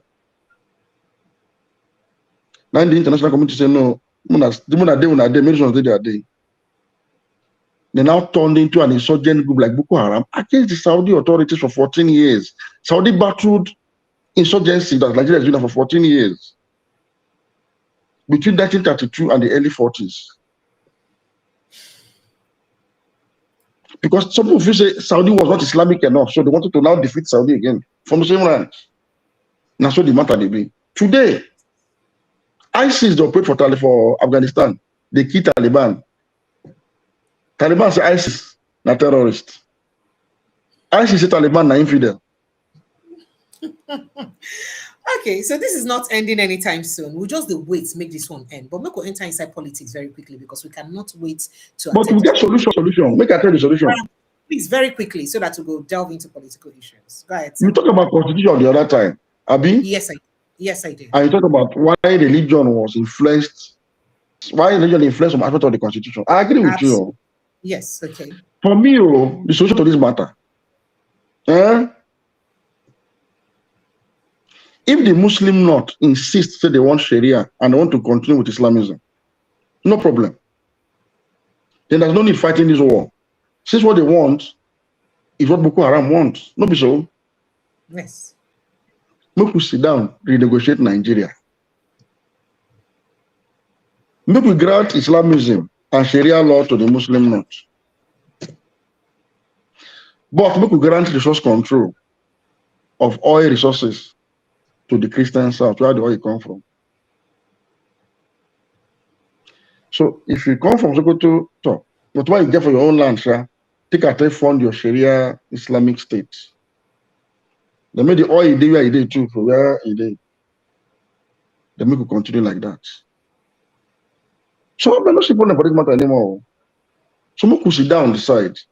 But otherwise, the Muslim must decide to change its ways because the fire when we light, they consume every Nigerian, Muslim, Christian, Northern and Southern. The soldiers dying in Boronu against this war are not only Northerners now. They are dropped from the entire country. Now the entire country resources will they use to put out the fire when we light. When unfortunately we still the pour fuel inside for that same region. You see, this country no good, Abi. So if we insist say what you want, that I want, no problem. So no people grant time to them. But we grant resource control to the South. We grant journalism to everybody. We grant anything anybody want to give them. I don't understand. Make everybody get what they want. Yes. Let it be fair. Make it fair. So by the time you need money, maybe nobody will tell you make you adjust your ways. Oh, but fine. If you feel they sell your cola nut and to run your Sharia state, no problem. Allow them to get their oil to use their oil to run their own. Because right now, the Niger Delta oil are the own and the gas what we get within the south and southeast. Now the only national wealth where we get. The minerals so they within the north or the northern part of the country, they're exclusive to those areas. Why? And this is part of what makes some people still the cry of marginalization. Say, so people sit down. People will not discuss this matter. Decide, okay, Moku just go this way. Moku just structure the country like this. Okay, so Sharia law for not, no problem. Then for South, give us what we want. So make everybody go. So simple. Okay. All right. If you live for North and you be Christian, move to South. If you be Nigerian Southern Muslim, you want Sharia, move to North. All right, so very quickly, let's state some things that is going on in Nigeria, and I would like make our eyes put inside so that Nigerians understand what's going to happen. First of all, a House of Rep member, who is named Abdul Samad Dasuki, don't call the attention of the House. Say, look, oh, the gazetted copy of the tax law, when me I don't take my time read, where then they circulate for Ministry of Information. I take my time read the one way be say we pass as House of Rep. Can't go read back the one way be say Senate pass. Not be the same thing, no. Why didn't change her? This is very worrisome, especially at a time when Nigeria they get a kind of joint body together with France to collect our taxes. And people they worry about that because we will say most African countries where France colonized, they run away from them. Why are we embracing them for that? To the extent of handing over something where they are sensitive as our tax laws to our taxation to France. Even though FIRC don't come talk, say no. But did you see that statement by FIRC? Because it was very contradictory. In one hand, they talk say go include anything we get to do with data and all that. In other hand, they also talk say mostly about how to put things like that together. So people are like, is it that you're explaining to us but not explaining to us? What is going on? I can publish it here so we'll see. So this is not part of the worry of people. Why do you think that we have a different gazetted copy from what the National Assembly had passed into law when it comes to the tax bill? Because by January now, that tax bill will be effective. And then people, that's it. It will be effective. And people, that's not the response of the FIRS concerning that this thing. And people like Peter Obi don't call, say, there must be clarity on this agreement where we get with France. How do we even have an agreement with another country for something as sensitive as tax without proper clarity? And some people don't they look at like say, excuse me, I hope say an Alpha Beta Lagos is not about to play nationally. So make I take your reaction, sir. Honestly, this one, even me, I do not surprised though. I'm not surprised. Because of course our president was governor of Lagos and we know how now tax be their major preoccupation for Lagos. We saw it. So the tax master. No, everybody not eligible for that one now. And then ACN occupied states. Now, the issue when Abu Samad raised today, Samad Dasuki, a very serious one. And I'm calling on the media and the public in general. All of us must tweak it for that matter to find out truth, no compare.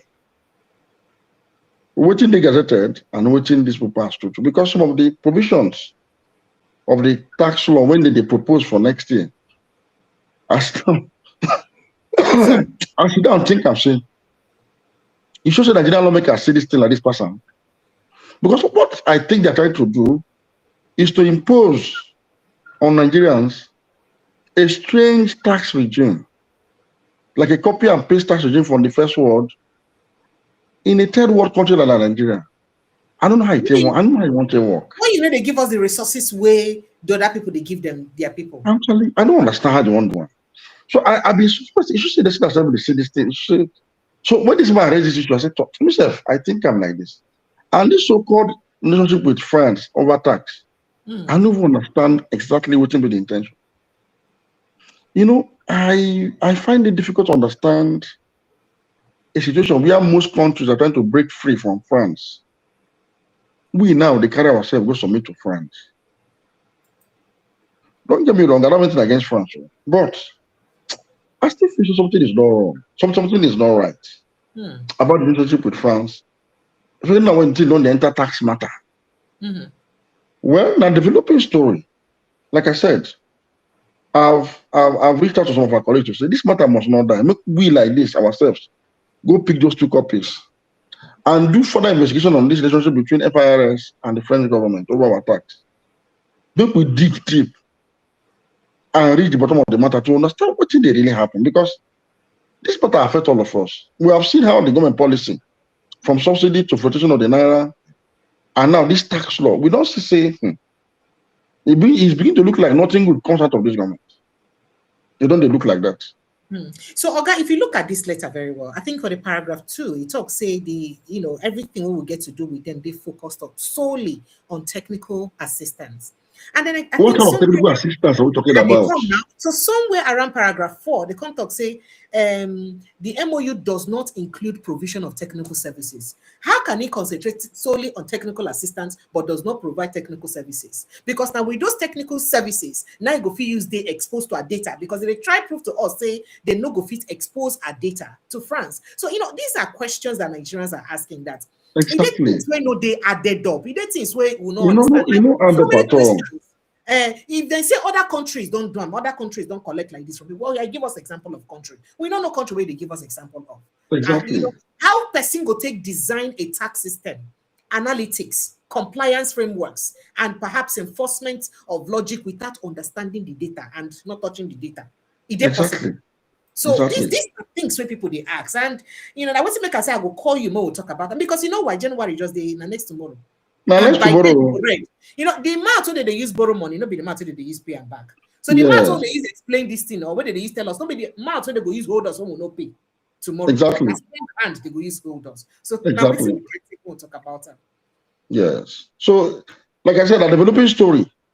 So we're going to do more investigation on this matter to reach to the bottom of this matter, because even me are the one that waiting cause all this, this attempt to obfuscate social supposed they play. And once I don't before Nigeria and any other country get any MOU we have to do with tax collection for Nigeria. Nigeria, they buy technology, they engage services of professionals to manage their taxes digitally and otherwise. No one they different. But to have MOU, I honestly, some developments these days, they make me wonder, what thing they really happen? Who really in charge of our Nigerian government? And so this relationship with France is becoming more and more suspicious to the average Nigerian. But again, I won't be able to say much on this until I do my investigation properly. All right, sir. Okay, And sir. understand what thing really they happen. All right, Especially, I will take my time to read the gazetted version of the tax bill and the one passed by the assembly as raised by Rabiu, so that I can come up with a more informed position, because this is just a developing story. Okay, sir. All right, sir. All right, then moving on to another thing we BC they worrisome before we enter inside matter we get to do with politics. Now, as it get to do with waiting Ogawale do tell us, to our shock and utmost dismay this afternoon, we hear say Nigeria no meets their 2025 targets for revenue. Because it shocked a lot of us. Remember, say President Bola Ahmed Tinubu, sometime in August, we tell us, say we don't meet our revenue generation for that August. I say this one, even with non-oil revenue, now we use meet am. So we don't meet our 2025 target. Now, what they tell us, say, the coordinating minister, the review, say, Nigeria government missed its 2025 fiscal year target by 30 trillion naira in terms of revenue generation. 30 trillion. No vex. This now can't take us back to waiting people talk. Say, I feel like say sometimes some people for government and propaganda they use rule. Because how can a whole president? It was on a national TV they talk with a mouth, not be say the right statement for her. Say we don't meet our targets. The statement there everywhere. Then right now, the Minister of the Economy, the coordinating minister, they tell us say a whole 30 trillion shortfall now we get. Help me explain, sir. Maybe I'm not surprised that they get shortfall. No, no. Look, I tell you something today. Okay, sir. It's when Tinubu government removed subsidy from petrol and floated the naira. I took them, they say, you have to come and pass me in the other citizen.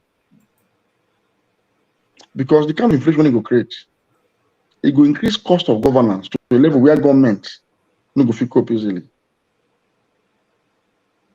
So make me tell you what happened to the government. Due to the cost of doing business in Nigeria today, cost of production, cost of everything, what the government supposed to spend 1 billion for before this policy came into place? Government now needs to spend 10 and 15 billion for the same thing. Imagine a devaluation of a currency from less than 500 naira to almost 1. Do the math. Then the increase of petrol price from less than 200 naira to 1,000 naira. Do the math. And at these two, they drive inflation for Nigeria, because everything depends on energy, petrol, and foreign exchange. Yes.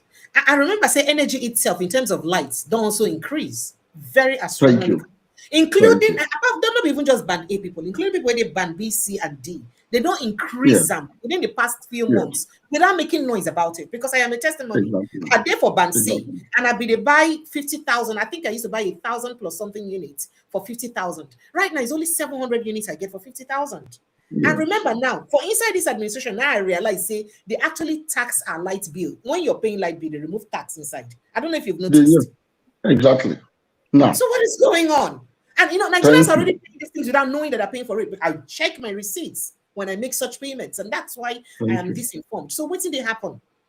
Now, government responsibility don't increase too, because one, government increase minimum wage. Government also gets plenty agencies. In fact, federal government is the largest employer of labor for Nigeria. Workforce everywhere, the whole armed forces, police, immigration, all done the federal government. Yes. Thank you. Because we never get state police yet. Thank you. So, while more revenues are going to the state in terms of naira value anyway, from savings from so-called subsidy, the federal government own share of savings no fit carry responsibility in the light of the reality of the today's cost of running business. So government can project revenue to fit cover up in expenses, right? But why didn't it meet that target? Nigeria still struggle to produce between 1.5 and 1.7 million barrels per day of crude oil. So our external revenue still static, increase. We just got close. And government responsibility don't increase. Well. They say we just reach almost 1,800. They say the highest we don't ever get lately. But it oscillate between. It's not stable. So average, you can call it 1.7 average. Yes. So it's still static for a country of 200 million plus people.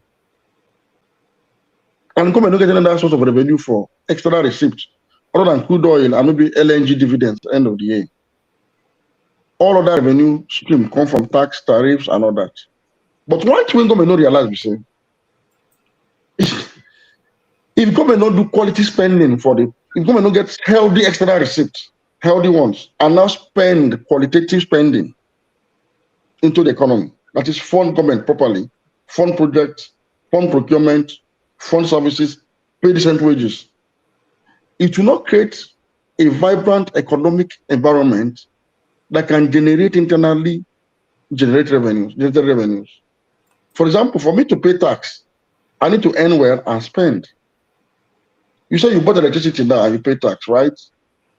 There's a point to get to. If you are so impoverished you can't buy electricity, will you be able to pay that tax? No, you can't. If you can't buy provisions, basic provisions for the house, milk, beverage, and all of that, will you pay VAT? No, you can't. You can't. If you can't run your business sustainably, will you pay company? Some people actually got themselves off the grid. Some people, they don't even see light at all because they get lights for their area, but they don't afford to pay for their Many companies fold up because of cost of running businesses. Absolutely. All of this now loss of revenue, internet generated revenue for federal government.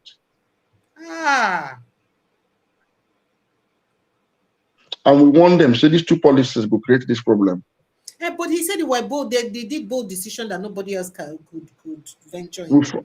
Before they remove them, during and after, I was one of the voices. Not only four of us actually criticized subsidy removal for this country where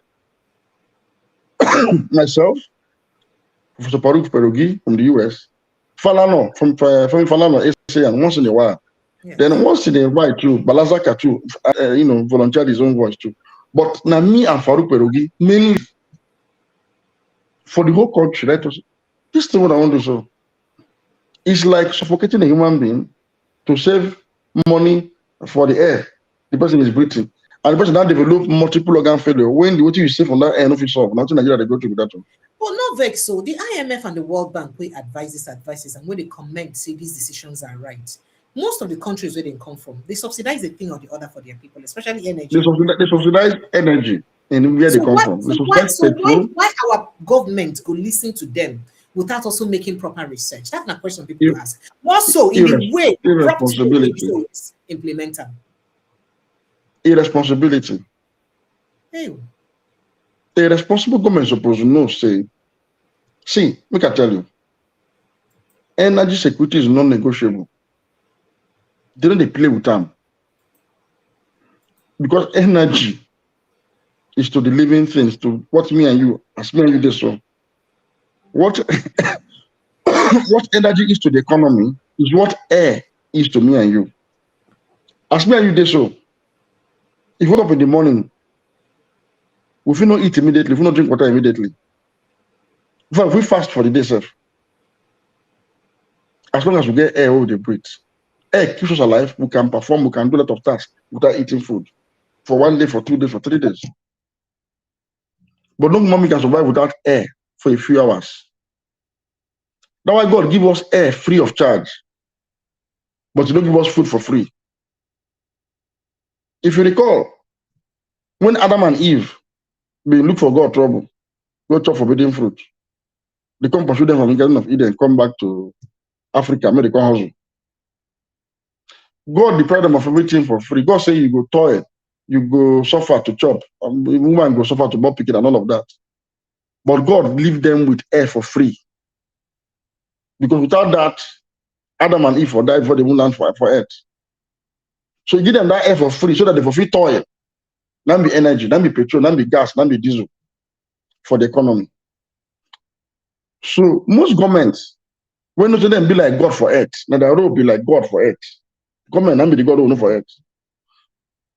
Also no say wait to economy must have something to keep them alive. And for that to happen, energy must be affordable, available, and accessible. That's what they call energy security. So for every government, when get sense, energy security, when entail availability, accessibility, and affordability, every government they prioritize energy security and they spend for them. And that affordability component of energy security makes it mandatory. Mandates government to subsidize energy where it is required. But we all say nobody to Toruam no need.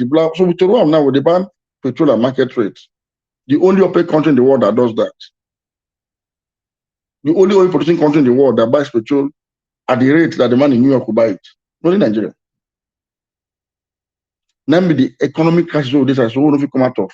When affect us, affect government. Now if I chop the food, I go pay tax now. Now if I earn enough, I go pay healthy pay. So if I did in public, how I want to give money to government. So government now should realize that the success of citizens, the prosperity of citizens, is its own source of wealth. You can't impoverish people and expect to get tax revenue from them. Who won't pay the tax? So ordinarily, at this point, they're supposed to be thinking out of the box now on how to solve this problem. And the one way to solve it, my dear, now one thing I don't talk about over and over again. Any government will sit down, cross leg, cross hand, say no go do business, go end up like Nigerian government. You go to borrow, you go to tax, and you go share for hand. So you don't believe, say, just unlike waiting the president said, Tinubu administration, they talk, say they get hold of this thing, they know what they do, and they get their game on. You don't believe, say, they don't get game on. Because they praise themselves, say they've done very well. So you don't believe they don't get game on. They can't pay contractors. They can't pay their own contractors. They can't pay National Assembly constituency project fund. They can't fund it. So what are we doing? Why are we praising? Why have they been praising themselves that are doing? No. If you know, if person don't praise, you can praise yourself. But we Nigerians, we do here. We know say there's nothing praiseworthy about what they do. All right, sir. So let me go straight to waiting they happen to 2027 because it's very important. I'm not going to get you here, man, to talk about 2027. And there's been permutations about 2027. The ADC coalition come out, and a lot of people think, say, oh, this is not the game changer. What we need, make all the opposition come together, make them come out this government because if they say we get people like Atiku will become consult together before for 2023, waiting happen for no happen. But now we don't come they see some crack for inside the ADC. You know, they like say Peter Obi there among them again. Himself don't come up body. Some people they insinuate say that because of the inability of the ADC to field, to choose whether they won't carry their candidacy go north or south or not, they won't throw them open. In fact, some people don't even accuse the ADC saying that actually a northern party in disguise. Say the idea that just for not to grab power, because why you go see say Buhari rule for 4 years, 8 years. And in be Muslim. For instance, with the cry of all this thing when they happen now, marginalization of Christians, like killing of Christians, you can't get another person will be Southerner, will be Muslim again. In deputies again, for the first time, for a long time, being vice, now Muslim too. Then you can't decide, say you yourself, you want throw tickets open, make a Muslim again, get them. Good. That's not what some people they talk. Not be saying I talk. So these agitations don't they go on. And I think now waiting come make people like Chibika Amechina can't react when they come talk say Atiku is going to ditch Peter Obi and face somebody like Amechi. After all, Amechi get more structure and he get more political savvy past Peter Obi. Saying that he go give him waiting he want. But Amechina don't deny himself, come out in body now today. Say in talk him, say you not go fit be VP to anybody for any reason. What do you think is happening to the opposition or to the coalition? Okay, so the coalition there, I call them coalition of anger. Oh, because, yes, when miss out from APC, actually, now them largely dominated this party. Then those also fall out, or the power struggle for PDP, the articles and co. Now then go seek refuge for ADC. Now, you see, I don't take one thing. To defeat an incumbent, opposition must be above board like Caesar's wife. The difference must be clear like 7-Up. But now Nigerians know this is ADC. They're completely different from in their conduct, whether they conduct affairs of the party, their policy statement, alternatives, and all of that. First, I see ADC. I see David Mark as chairman of ADC. I see Amechi, former Buhari minister. I see Atiku. I see Malami. Now, men of timber and caliber. Men of timber and caliber, now them be, sir. Now, so this man, I use timber and caliber to put Nigeria with this. Hey. So why anybody want exchange Tinubu now for any of this set of people? I always ask this question. People don't understand. So Nigeria get two problems. Nigeria get problem of failure of governance or failure of government, which is very obvious. We will discuss this morning. But Nigeria get even a bigger problem of failure of opposition. Nigeria not get opposition. The last time we attempted opposition was 2015, when they formed APC. Since then, we don't get opposition again. Why am I saying this? When did they form this ADC to become coalition party? ADC don't do before as a party, but when they want to turn into this mega party? Yes. I asked my friends when they for ADC. I said, come. If we launch a party, and within 1 week, and I'm not telling Nigerians what about subsidy removal and flotation of the naira. When I go lose team, nobody go lose it on again. The things are the joke. It's over 6 months now. No Nigerian can tell you what in ADC say they want to do differently from what Tinubu don't do. Nothing. I expect me to line up, go vote for anybody when they want. I don't be Tinubu enemy now. So I go to my house. Most Nigerians will behave like that. That means it's a free pass for Tinubu in 2027. Because nothing will motivate people to, unlike 2015,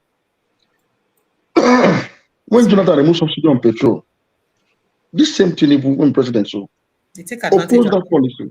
Yes. Write one long letter criticizing the policy and tell Nigeria what thing go likely happen if the policy is allowed to stay, which happened in Nigeria today anyway. He published them. Now make people free go protest for Jota. Believe you, one of the days of the opposition share their praying. The then ACL issue statement, like Mohammed, saying no, they should fix refinery, they should fix corruption and leave the subsidy alone. Fine. It's a good alternative position. Then Almighty Buhari then talks to no subsidy at all at all. Say for price, those supposed is 5, they chop money on top of Nigeria's head. And some Buhari supporters then come begin projecting first for 45 naira. So Buhari come think we go down to 45 naira.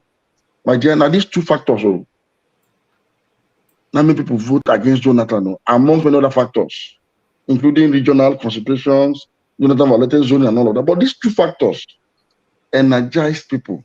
I was a witness. People were paying into Buhari's campaign fund. Mereke, shoemakers. Buhari had volunteer groups across the country for free of charge. I was able to overwhelm Jonathan at the polls. Fast forward to 2019. PDP somehow managed to recover quickly. And by 2019, it became clear that Buhari had one major problem. He was a divider. He was divisive. He was not a unifier. So PDP said they go retain power for North, but who be that North now? When be the opposite of Buhari, when be unifier, when they more cosmopolitan, when they less tribalistic and all of that, the lot fell on Atiku now. That was Atiku almost defeat Buhari that election. But sources has it that he actually defeated him. Not just say I use the word almost because INEC no declare him. So to show you how he come close to winning, some people think that he win. You know what I'm trying to say? Because he was an opposite of what Buhari represented. So Nigerians rallied on him. Yes. Well, he wasn't declared winner, fine. Then enter 2023.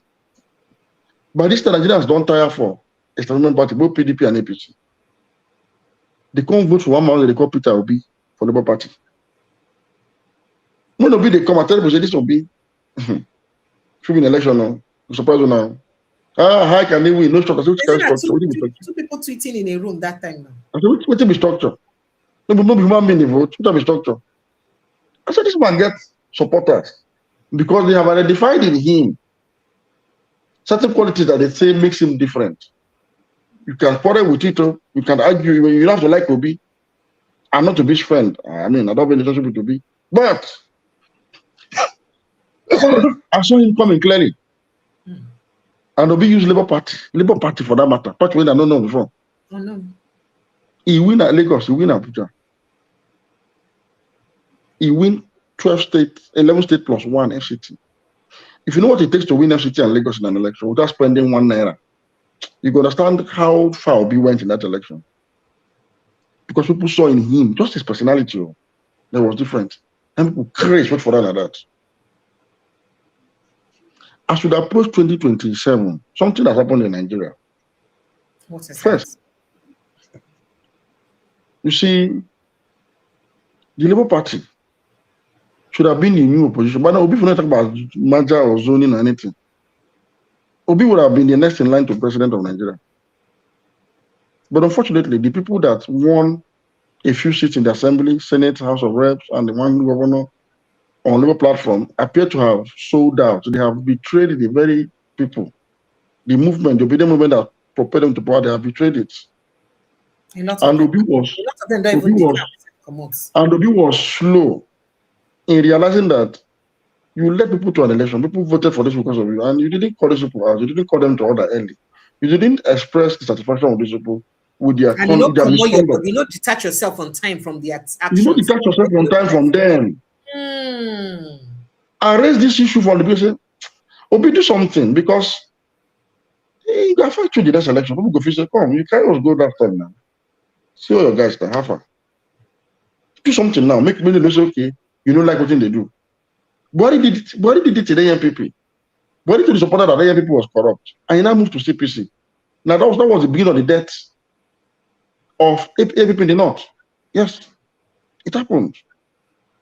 So I said this thing will affect, because how do you convince people to come out next time again to do the same thing they did in 2023? When none of these people have spoken on their behalf. Look at the suffering. Look at the insecurity. Sometimes that even APC senators, they won't help us sometimes. In Dume. Sometimes also Mole. And then they won't talk to us. But this one, when people vote for free, they go there, disappear. We'll not see them. I live for Abuja. The most we knew I don't know the right my name for Abuja. Yeah, the most we knew about an APC senator was the one that chaired the committee that we promote Natasha. That's the only person. That I can't do. Yes. He don't even join APC, sir. He don't join APC. He don't join APC. So this one now, big minus to our democracy. Because so if this guy... Why this thing go affect Obi personally? Because not be because now people wait just to win election. And no, that's here. This is the wisdom here. If you win election free of charge, it means more people want to do just go there and give quality representation, which is very cheap for you. So if you go there and you stand on your feet and you deliver quality representation, they know and say, these labor guys, then they correct bribe, these labor guys, then they don't these labor guys, they above board, this one they be like your witness, so they know By now, people go say, okay, that's not that they behave too. And let us return you guys there and vote for more. Now, Labour that will be the main opposition party. So, okay, since Labour don't try like this for assembly, senator, rep, and our governor don't try like this, I'm going to expand the post. Not so that they consolidate on democracy. But that one failed. Now, PDP too failed. PDP refused to zone to the south, and it lost the southern base and even lost in the north. So, the party is in disarray. Atiku happened to the party and developed a wicked problem. So, that one, the battle that one for them. Now, he now formed the ADC. ADC looks exactly like PDP of old and APC of today. Same thing. Strong men of timber and caliber, coming together, go rumbling, want to take power, to do what it is. Now, apart from saying their internal processes no reflect a new direction of political party management system in Nigeria. Because we don't get party for Nigeria, I can tell you. You see, the weakest thing in our democracy value chain now, political party system, we don't get party now. A political party, then where they incubate the ideas when they give life to constitution? Where did they groom the men of integrity when go uphold constitution and pay absolute fidelity to RAM? That is, where did they groom statesmen? That's why the aim of a political party, not to win election, not to bring good governance. No, not to win election with their aim. Their aim is, look, I have a solution to your problem. So if you vote for me at the level of a governor, I will display that solution. And if you feel that this solution is good enough, you can now expand me beyond that state to the country and to the center. But if you live in one state only, I'll continue to bring that solution to that one state. That one state will be prosper, will be secure to the admiration of others. That's the aim of political party, not to win election, not to impact positively, to deliver good governance. So they will say, look, where this man they do this one, I can offer you better things, and look at it. And give the opportunity to go around. But I just said they won't win election. As one winner, so what do you want to do if you win? Are you going to undo Tinubu's policies you've not told us? All of you are Tinubu's friends before, turned foes, turned enemies. You belong to the same class that ruled Nigeria, at least since 1979. Now this time when I did it. So, I would never show me saying when I get different way of doing it. If not, with all due respect, David Mark is not supposed to be chairman of a party we won't take power from Tinubu. Why? What's the grounds about him? David Mark is an establishment person. He's been part of the establishment since the military era. You see, people that can easily galvanize public support are people that are seen as non-initiated outsiders to the establishment. Do you know why Tinubu struggled to win last election? Tinubu was too much of an establishment person. So Nigeria will be all over the world. Is only that's the trend, even in America. So this one where they talk now, some people go talk say, a Peter Obi, for instance, cannot by himself win the election. He also needs some of these people for the establishment for him to fit win the election. So you don't think say if these people then support an Obi if they necessary to help him. They're not supposed to be before. Obi defeated all of them for their state and polling units. Hey. What did Obi needed to have done?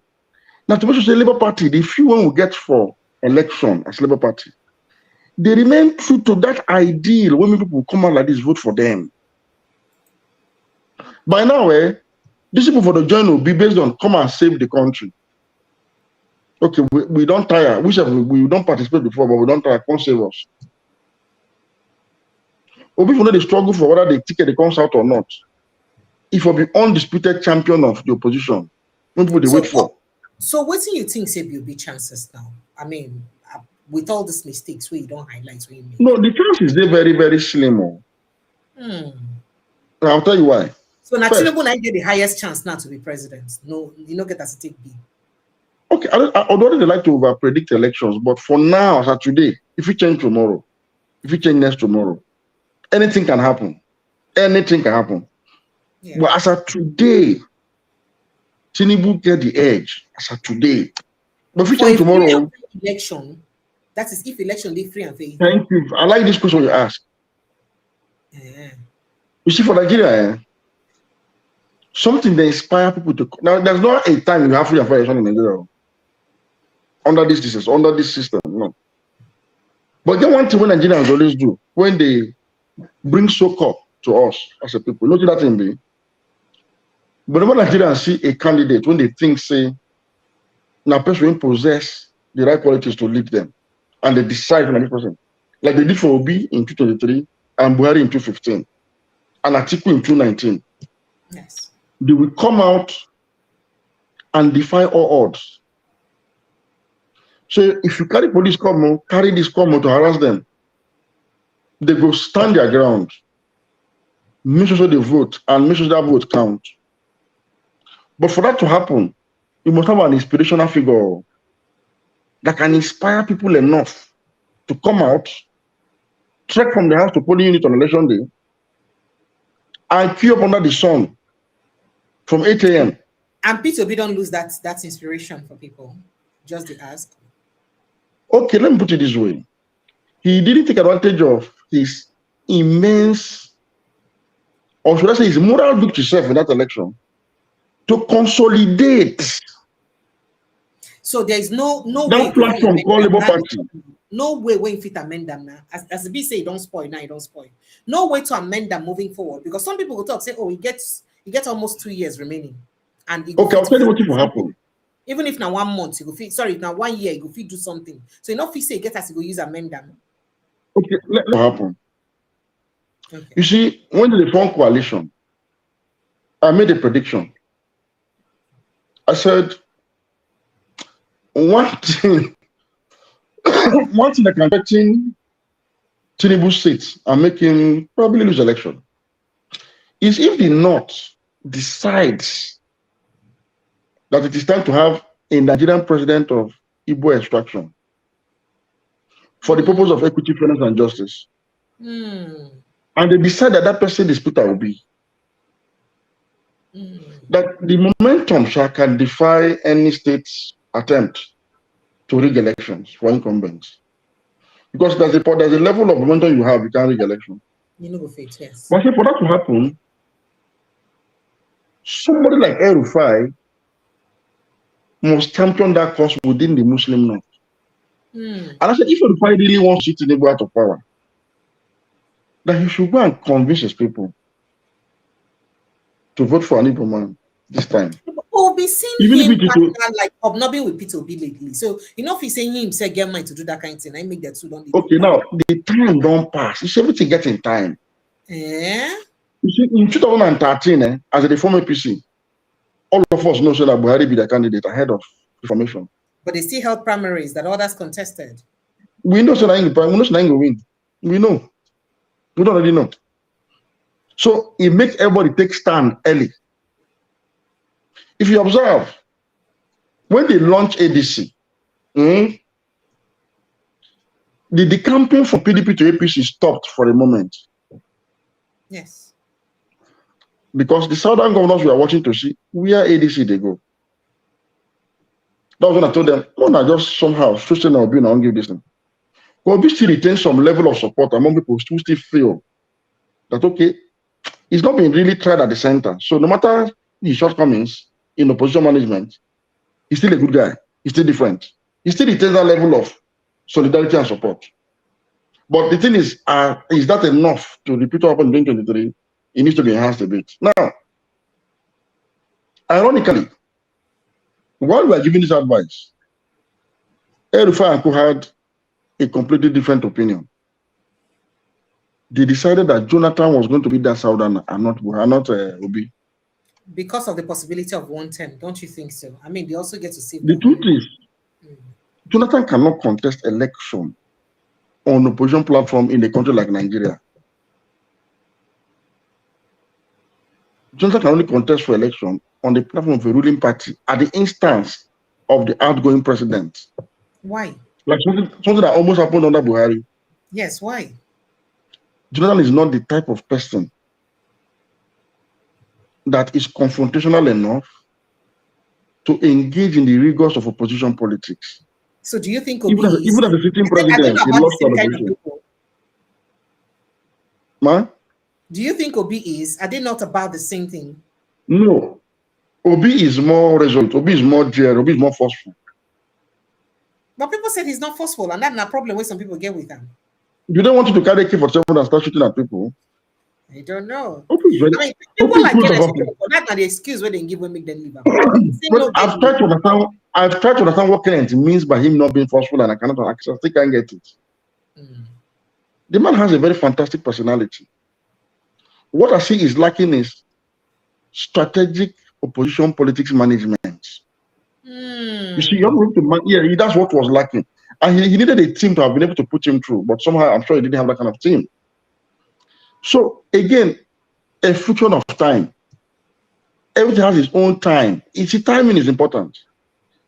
At the time I get that advice, if those that to whom it were concerned had keyed in immediately, and between then and now, it would have been clear that this coalition is zeroing down on an Obi who has pledged to do one term openly, and if he decides to come for second time, he can easily be defeated anyway. Because but anyway, that would have halted the campaign in the south to APC, believing that the ordinary masses would have embraced this party now that is looking like it's sitting towards Obi. So you talk say the politics where ADC play by not being clear where they won't go. Now waiting to be their greatest undoing be that. Seriously now, make I tell you something. Okay. You see, power shift to the south, nobody about politics alone. Now about national security. Apart from that, I was just only going to say that because of this whole Trump issue now, it's even important that it's not just to the South, but to a Southern Christian. That's what I'm saying. Bringing me back to the question, sorry for asking you. So you don't think now where Trump matter don't enter and this agitation for Christian killing another don't enter, you know, if you say if another party or maybe the coalition still come together, get a Southern Christian, it will be a better candidate because of this agitation of Christian killing to use, and when they support the problem majority. The problem is the problem here is saying Atiku and some of his cronies be like say they don't already take over the structure of ADC. And Atiku don't make it known to everybody say he go contest this election, he will start down for anybody. So that when I'm coming, I'm looking like say people like Obi or others for the South. No, if you compete with Atiku for ADC structure. If a whole week couldn't compete with Atiku for PDP structure, then who will compete with Atiku for ADC structure? And there are people that still think that let us go to the Northern and let Northerners vote and block and will support from the South. That kind of argument still there. But the bottom line is because of that, the ship has set sail before the ADC decides its direction. Time don't go. Primaries that this year, the next year will enter. Early next year, Seth. You know, go to reach mid next year. Now, if you go back to 2021, 2022, when the Southern governors met in Asaba to demand power shift, they don't go there go discuss power shift per se. They want to discuss national security matter vis-a-vis herdsmen crisis at that time. They can bring up a lot of measures, ban on open grazing, ban on night grazing, and all that and all that. When they read out their measures against grazing and all that, they come to them and say, but who could be commander-in-chief to enforce this law? And then they come say, okay, make commander-in-chief position, president, come back to South. Make you not be full any man at all. This is the reality. That's why Atiku, despite in popularity, Atiku do win for Benue and Plateau presidential election. No be win Plateau, na Tinubu and Obi share Benue. You get why? You get reason why? Nobody was really willing in this part of the country to replace a Buhari with an Atiku from the same demography because of the situation of the country at the time. Now, the one with the 30 Tinubu say, if you don't solve this problem, before election reach, so people first think say, you should say you know what they do so. But I still don't say Nigerians, particularly in the South, still prefer making someone to be president for the same reason. Now people are going not after just 4 years. I know this one. So that's the thing. That's why ABC should have early, when Obi still they inform. Suppose don't key into Obi and show. They don't need to announce that Obi will carry come on. They don't need to talk anything, but everything will point towards Obi. If everybody going to say that Obi this will carry the come, they will prepare Obi by now. They will prepare them. When they prepare Buhari in 2015, you know Buhari UCPC challenge Jonathan. Yes. Based on performance, now made the coalition the way from APC carry Buhari, prepare for election. Obi then be that Buhari when ADC is supposed to prepare. So that in spite of the shortcomings we will see between him and in APC and LP guys, people was okay, wait, maybe that one a small experiment. Let's not go for the main thing. And see whether in case they win, Obi would have learned lesson now from this failed Labour Party guys to make sure that he holds his party very well next time. They are not doing that. So more governors have left the PDP now to the APC in the south, southeast, south. And it is still not clear whether even Obi will give vice presidential slot by Atiku. It's not clear. So the ADC has undone itself actually on this call. Seriously, oh. So based on that, except a miracle happens tomorrow, I don't know where the coalition wants to start from. Because why I do all this long story, we said, if you expect free and fair election from Nigeria, you don't get them. But one thing though, if you get, if the people are sufficiently mobilized and inspired by a leadership in the position that they feel will bring them that messianic redemption, and they will come out, including the police who wants them to go read, the INEC officer, they go refuse. So, Dr. Dahiru, you feel say as people they suffer, I mean the hunger just suffer they palpable, and it's gonna get worse once this tax implementation start next year. And you know, feel say these now enough undoing, you know, of this presidency of this. No, the president has been undone since. And then, so even if somebody comes up in 6 months, you think the person cannot have the goodwill of the people because they just want something else but him. That's why I said within the south. That's why I said until then. Okay. So you said it's change. Okay. Change. But I'm saying that the current position never really put themselves as the proper alternative to this man. Because that's what will happen. But remember, I said the Obi way they talk also face challenges for inside the structure where you get for the Labour Party, where in they accuse the middle, the center, the power for the center, saying that them infiltrate and them cause the chaos. Okay, let me address this issue for the first time. Okay, sir. Let me address this issue for the first time. Okay. Let me start with even PDP. Okay. I keep telling everybody that cares to listen that Tinubu no get hand for PDP crisis. People don't go believe. Wike is sufficient for the PDP. But Wike is an instrument now. So. No, Wike they fight in personal battle. I'll tell you why. Let me explain this to you. All right. You see, in 2019 presidential election, primary election of PDP, Wike supported Tambuwa with everything at his disposal. You know what that means, man? When Tambuwa lost to Atiku, and it was free and fair, I recall in Port Harcourt, General Bangida called through Ali Gusso to Wike to say, please, Atiku is their candidate. Wike spoke to the phone and told the person on the other end that if Tambuwa stepped down for Atiku, they don't put it. But for Tambuwa no step down, he go for step back to the end. He give Ali Gusso the phone. When Tambuwa didn't win, and Atiku emerged through a free and fair process, Wike was the highest donor to Atiku's campaign fund among PDP governors. I won't tell you the figure. In 2019. In 2019. He delivered the state block for Atiku. Wike would have done more if it was Tambuwa, but well, he still did his best. He did well, he cooperated. In 2023, now these two people now come together. Northerners, Hausa Fulani, Muslim, to deny this one person from South, when they for the race, we support Chofuna before. No matter how much you hate Wike, this betrayal, na sin when PDP commit, when PDP not supposed to recover from. So But what we can fight?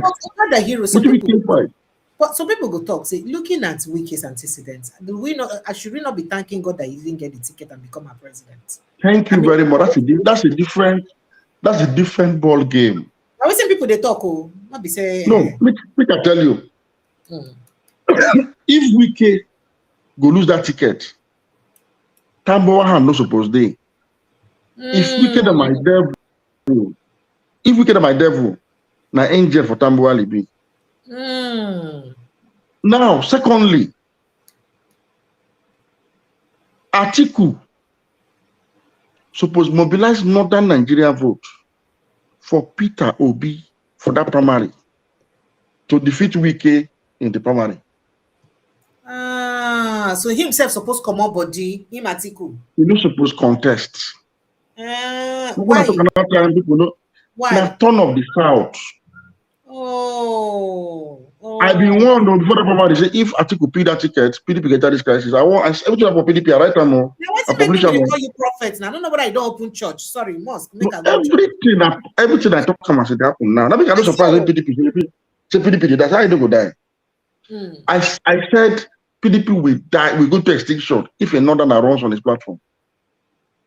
But the problem is that people can wait cause this thing, they even see themselves like they didn't do anything. That's the problem. Now the PDP they die, they go. You see, Atiku supposed to support Obi, Tambo supposed to support Wike. Now Wike had to be for contest primary. There are more people naturally for support what do you call him? Peter Obi, based on the reason you give just now. So Wike maybe don't get the temperament to be leader, to be president. Everybody know now.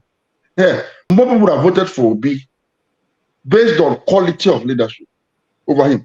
Now, if you're not happy, but you see, the betrayal was too much. It was both regional and personal. Both of them personal loss. The problem. The only thing people say, if you don't give much support financially to Obi or that, but whatever. If you don't people like this for Obi. But somebody would know, I think we said that they should allow the Southeast as a weekend Obi that entire. I said, now I be that now. If two children they drag for sweet, you can't collect for two of them. No. You go collect for the person who say they deserving of the sweet. That's what they done, or the biscuit. So when he entered and took the ticket, the PDP lost the southern base. Because the Southeast, for instance, has been the most dominant force behind the PDP in the South as a major ethnic group for that part of the country. You know, APC be like the Hausa and Yoruba party, essentially. PDP be like South people like the People Party. And Igbo tribe now one of the big three tribes in Nigeria. Talking about tribal politics now. So they have been consistently supporting PDP since 1999. Very consistent. When PDP lost in 2015, the Southeast continued supporting PDP. Absolutely. By 2023, Southwest don't do for PDP platform. South don't do Jonathan. So Obasanjo went do, Jonathan went do, say give Obi, they carry and go give Atiku. That make both Jonathan and Obasanjo from the South actually supported Obi now. Yes. Because they knew that it was only fair that the South should get it. Atiku that should have come from the North to say, a region that has supported me, Atiku, severally, in my own ambition. In fact, let me say this. Okay. Let me tell you this today. In 2010, when Adua died, the chairman of PDP was Vincent Obulafo, an Igbo man. Yes. You know what he did? Within a few days, that he knows that some people are talking about Jonathan for president, Obulafo came out and announced that no Southern should contest for president, that it is turn of the North. Obulafo said so. He was removed immediately. And at the mistake where also, now the mistake where PDP also make for 2015 by also fielding Jonathan. They tell you so. So even Igbos then oppose returning power in the South in 2011, not even in 2011. Igbos be initially opposed. Now they brought another Igbo man to be chairman of the party, Okwesile Nwodo, former governor of Enugu State. Don't even talk. You just keep quiet. They work JJ for Atiku. People don't know. Because Atiku will be the Northern consensus candidate, if you remember, for that primary election. When they discover, say this man, Atiku don't fall. Then they bring one kind call judgment and lend the money for Eagle Square setup. Mr. You don't know the party chairman. Nigeria they come out and bring Khalid Bello Mohammed, deputy chairman of the PDP, to do the primary election. Meaning the Southeastern has been supporting people at the table or not, and Atiku they be the support to take up. But someone do not take it. By 2015, the South is simply so that Buhari don't get the quality to lead Nigeria. They don't hate Northerners. They don't hate anybody. Now Buhari they don't just like. Then they vote against Buhari. Now make in 2019, Southeast voted for another Fulani man, another Hausa-speaking man, another Muslim from the north, massively. So to say don't say we hate anybody from anywhere. And that was almost a northern I mean, that election had almost all northern candidates. Almost all. I mean, apart from younger people like Shawrodem and all that will come on. Exactly. It was almost all northern candidates. So if Atiku know and appreciate the support he got from the southeast, he got more votes in the southeast than he got in the entire northwest and northeast where he comes from. Atiku won more. Atiku won Anambra, Enugu, Imo much more decisively than the one Adamawa, his home state. Why will you now come and take tickets from these people? I just supposed to be at the forefront of the people that will say, these people they deserve more than my support. You support them to get the ticket and go to the and campaign for them. It's not what Atiku was supposed to do. But he took the ticket and lost the South and lost the North. And the PDP now is in crisis. And I know the PDP want to do this thing. Where is not also showing remorse enough to say, okay, since I made the mistake here, let me use the platform now to correct the mistake of 2023. He's not doing it yet. So let everybody confused. So it is safe to say that in ambition, I be waiting to destroy the opposition for Nigeria. No, in ambition, I destroy PDP. And I so we can just react to articles. See, we can make I tell you we can do. We can don't want to make dry bone rise again. That is. So instead of to do again, make everything scatter. Now you just do so. Okay, this platform, when betray me like this and betray my religion, I could render impotent for anybody to use to challenge the man. When I support, when give me relevance now. Put from the south. That's the agenda. I can't vote Wike. No, I don't vote for this one. No. But some people go talk. So to say Atiku give a vice presidential candidates that time when we say in the ask for him, according to people we say ask for him, if we still get the same anger, that's another question people ask. You see, like we can get right to vex, we can get right to accept vice president. As look happen that I'm just saying on the merit of the battle at hand because we won. So this thing happened. Okay. So Atiku happened to PDP. Now it developed a problem. All right. So you sounded like you do not believe that Obi also had an issue or has a fundamental issue from the presidency or from the center with the Labour Party. But before make I quickly announce phone lines because Nigerians don't the age to call. Nigerians, you can call in. Before then, I'd like to say a big thank you to Oyuwan of Oyuwan. Thank you. I saw your super chat. Thank you so much. Phone lines are open, Nigerians. 0817-029-4077. That's the number to call. Or you just click on the link waited by the pinned post. The link will bring you straight into the studio, make you for Fifolo Awesome Day for the conversation. Or you call that WhatsApp line 0817-029-4077. All right, sir. Make I let you answer that before the take call. Go ahead, sir. Make I explain this one to you. Many people don't know this. See, this is Abure. This is Abure. What are the decision? Okay. The Labour Party chairman, factional. Abure. When Abure gave that platform to Obi, Abure stood so firm behind Obi that I'm aware of a contrived police case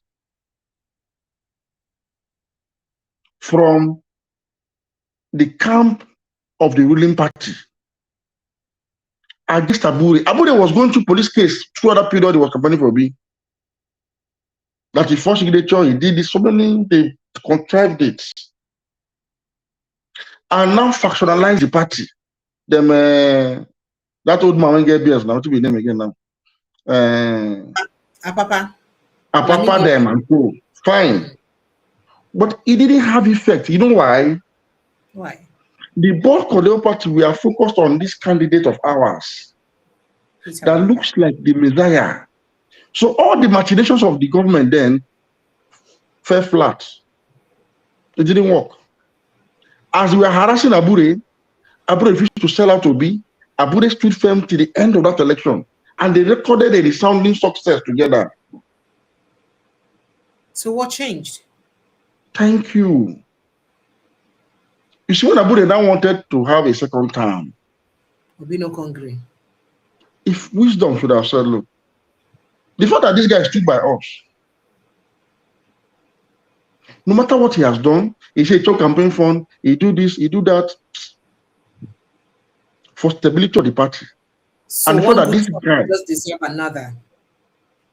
So that them start this, Abure must go, Abure no go. Before them, he can't put hand now. So, but if you remember, even somebody like Okonkwo, they even blame himself. Say he no act on time about Abure, that he was neither here nor there with Abure. So now they talk. See, let me, if I tell you what happened there, you don't go believe. Something's not good to say, because I don't want to jeopardize anybody's political ambition. See, when they now turned against Abure, the people that were behind that initial revolt and tormenting of Abure now told him, you know, we told you that these people are not good to follow. That was why Abure and the Papa guys reconciled. So now wait till make you see Arabambi and the rest of them begin to support Abure. People will be because the country say, hey, you don't see what you see that time when they say, look at these people. You get the point I'm trying to make. Yes, I do. Now make Abure too come like that. Into going to find help everyone you see. He's now feeling like, see, look, this thing requires a lot of wisdom and tact. Many people don't know, many people members know, many obedience don't know, say Abure go through hell. That's when they campaign up and down. Police, they hunt Abure everywhere. Many people don't know. We know. Abure stood firm. What was the condition then? That he should sabotage Obi from winning. He refused. If a man that refused to sabotage Obi, when it mattered most, Obi was at the verge of victory. He didn't. He stood firm. What you gonna be saying? What you gonna be party one allowed to continue? For stability's sake. Since it looks like a man, sir, for what it is worth, he get this side of him, we support progressivism as per the Obi and the obedient movement. Why not just allow it, man? So that katakata of you don't come back, you go come back. Look, Buhari was in power. Buhari was more mercurial than Tinubu. Tinubu no be strong man, and let's talk this thing. Now Buhari be strong man president. When you use EFCC, Buhari use DSS, EFCC against opposition directly. You don't even hide them. You don't even hide them directly. Even the judiciary. You show that. You want to no support directly. You don't hide them. But people still do opposition. Yes. You stand firm, do opposition. I almost defeated in 2019. So it tells you say, beyond the terrible factor, even those in the opposition themselves mismanage. And that's they create the hole where make the Satan enter for them. We saw all these things happen. Nigeria has not the itch to call me. Hello, good evening and welcome, Laura. Sorry, so sorry that we've kept you talking for this long. Welcome, go ahead, please, Laura. Good evening, Precious. Good evening, Dr. Dahiru. Before I ask my question, I just want to say I listened to you today. Even though I'm in the UK, I listened to your Wednesday program on Info FM, and I always listen to it, and it's very balanced. And I agree with your position that it's a free market, and Alhaji Dangote should not be given the monopoly. He can be given subsidies as someone doing a refinery in Nigeria. However, he cannot be allowed a monopoly. And I know a lot of Nigerians feel a certain way about it, but if you say you're running based on the PIB bill, if you say it's a free market, then it should be a free market. And Alhaji Dangote should compete. He cannot run all his businesses strictly on monopolies. So I just wanted to say that. Thank you very much. That's my number one. My number two is I agree with you, because several months ago I've called Precious this her channel, and I, as someone who vehemently supported Obi from the diaspora, gave the little money that I could. I'm not afraid to be balanced, to support and to be critical. I have a child. On one hand, I want to smother and be extremely kind to my child, but on the other hand, I'm seeing the future of my child, and I say to myself, if you are not firm and strong, it's not only her future you will destroy, it's also my own future in my age, because who will look after me? So I say that to say this. I have questioned certain things that Obi did not do right. He's not a perfect man, and everybody has their strengths and their weaknesses. We are not saying these things to be critical of Obi. We are saying that some people around him could have looked and said, these are your strengths, these are your weaknesses. And when you hire as an executive, you hire to your weaknesses. In other words, he is not as astute a politician in opposition as Tinubu was. I have, number one thing that one of the things you mentioned while you were talking about Obi and the missteps that he did is he did not understand the game of opposition politics properly, because I have called into this program before and I've said, since Obi, after the election, why has he not hired a solid communication director, solid team who will be managing his communication strategically? I have not seen Peter Obi put out any political editorial in the Times of London, in the New York Times, when Tinubu was in opposition, or in the financial, in different papers, he was putting out solid editorials in major international papers, damaging the international reputation of Jonathan. I have called it out. I was one of the people on Twitter then, before I cancelled my account, who said, obedient movement, obedient movement, obedient movement. Where is the Twitter account to write something and say this is the official press statement of the obedient account, of the obedient movement? That is one. This is after the election. That was why you could have obedience for Aswa Egodalo, obedience for this. There was no proper tailoring of the messaging after the election till today as we speak. Obi does not. How can you be a major national position figure and you do not have a team? I don't care how you want to do it.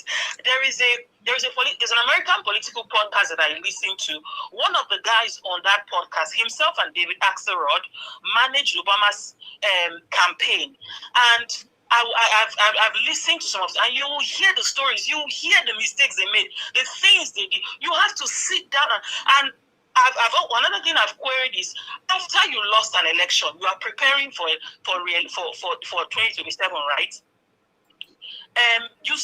Tanko, I can't remember his first name now. Who is the president of the Obedient Movement? I was on the Obedient Movement where we voted for him, and I seconded it as someone from Delta so that it has a widespread. And I said, why is Tanko not on his salary? And the day Tanko came to this program, I said it. I said, Tanko, I am calling to say, why will you be the head of the Obedient Movement and you are not on his salary? This is why we saw people like what's his name? Mo. I can't remember his first name now. From in Delta State, who was the mobilization coordinator, resign and say, I've spent 40 million. The money is not like this. You should sit down, create a structure. Personally, I support Obi, but I will not be putting my effort, my time, and anything like I did in the first. And I really love him dearly. But if I want to put time and effort towards the position, I want to see that the resource, the time, and Obi has put in more than anybody. But he needs to come to the cognizance that these are my weaknesses. Therefore, I will hire to my strength. This notion of I will do everything by myself. Someone like me, I have a mortgage, I have bills. This is the Western world. We are serious with what we have to do. We have bills, we have difficult bosses, we have things to do. So every pound makes. I'm not going to display my efforts in that direction. I will focus on my private life. So that's one. So I agree. And I just want to give an example of what Dr. Majeed said. You see, if the people who were in the lawmakers we hired, that came on the back of Obi, yes, some of them were not perfect people. They had ulterior motives. But if he channeled them and called them out when they were doing wrong stuff, the way the obedient movements were calling them out, call them out, speak up. The way you were speaking up against the government, you should have spoken up against your own opposition members in the National Assembly when they were doing the wrong things. I give you an example. Look at Malema. Look at Joseph. Sometimes I just watch the debates on all this the South African parliament. You will laugh. You will see people who are even less educated, who came on Malema's party, who came on another party, giving, like they say in Nigeria, woto to the party in power. I am disappointed in those people. It's not Obi's fault, but he should have called them out. And another example of what Dr. Majeed was saying, that if Obi had led his people those who came on his back to the National Assembly, if he had led them in a way that he's calling them out for nonsense, you know what people will say, this man, yes, we're going to follow you. And I give you an example of that. Ousmane Sonko in Senegal, when he contested, is it president they call it in Senegal, and he did not win, what they now did is, I don't know if it's a midterm election, he now galvanized, formed a coalition, and they were able to win, is it 59 or 69 seats in their national parliament. So that gave people the courage, the young people, to follow him, to say, okay, you lost election the previous time, you went the next time, you were able to win enough lawmakers and to galvanize them, so that even when later he was jailed, within 10 days or so of coming out of prison, he was able to win by about 50%. Not him, but Diomaye Faye, because he was disbarred from contesting. So that's my first point. So I said all of this because I was just agreeing. And Precious, all those who have criticized me on your channel, why am I being unfair to Obi? Now you've seen someone else say. That's one. Then the second bit I want to just, please bear with me, quickly mention is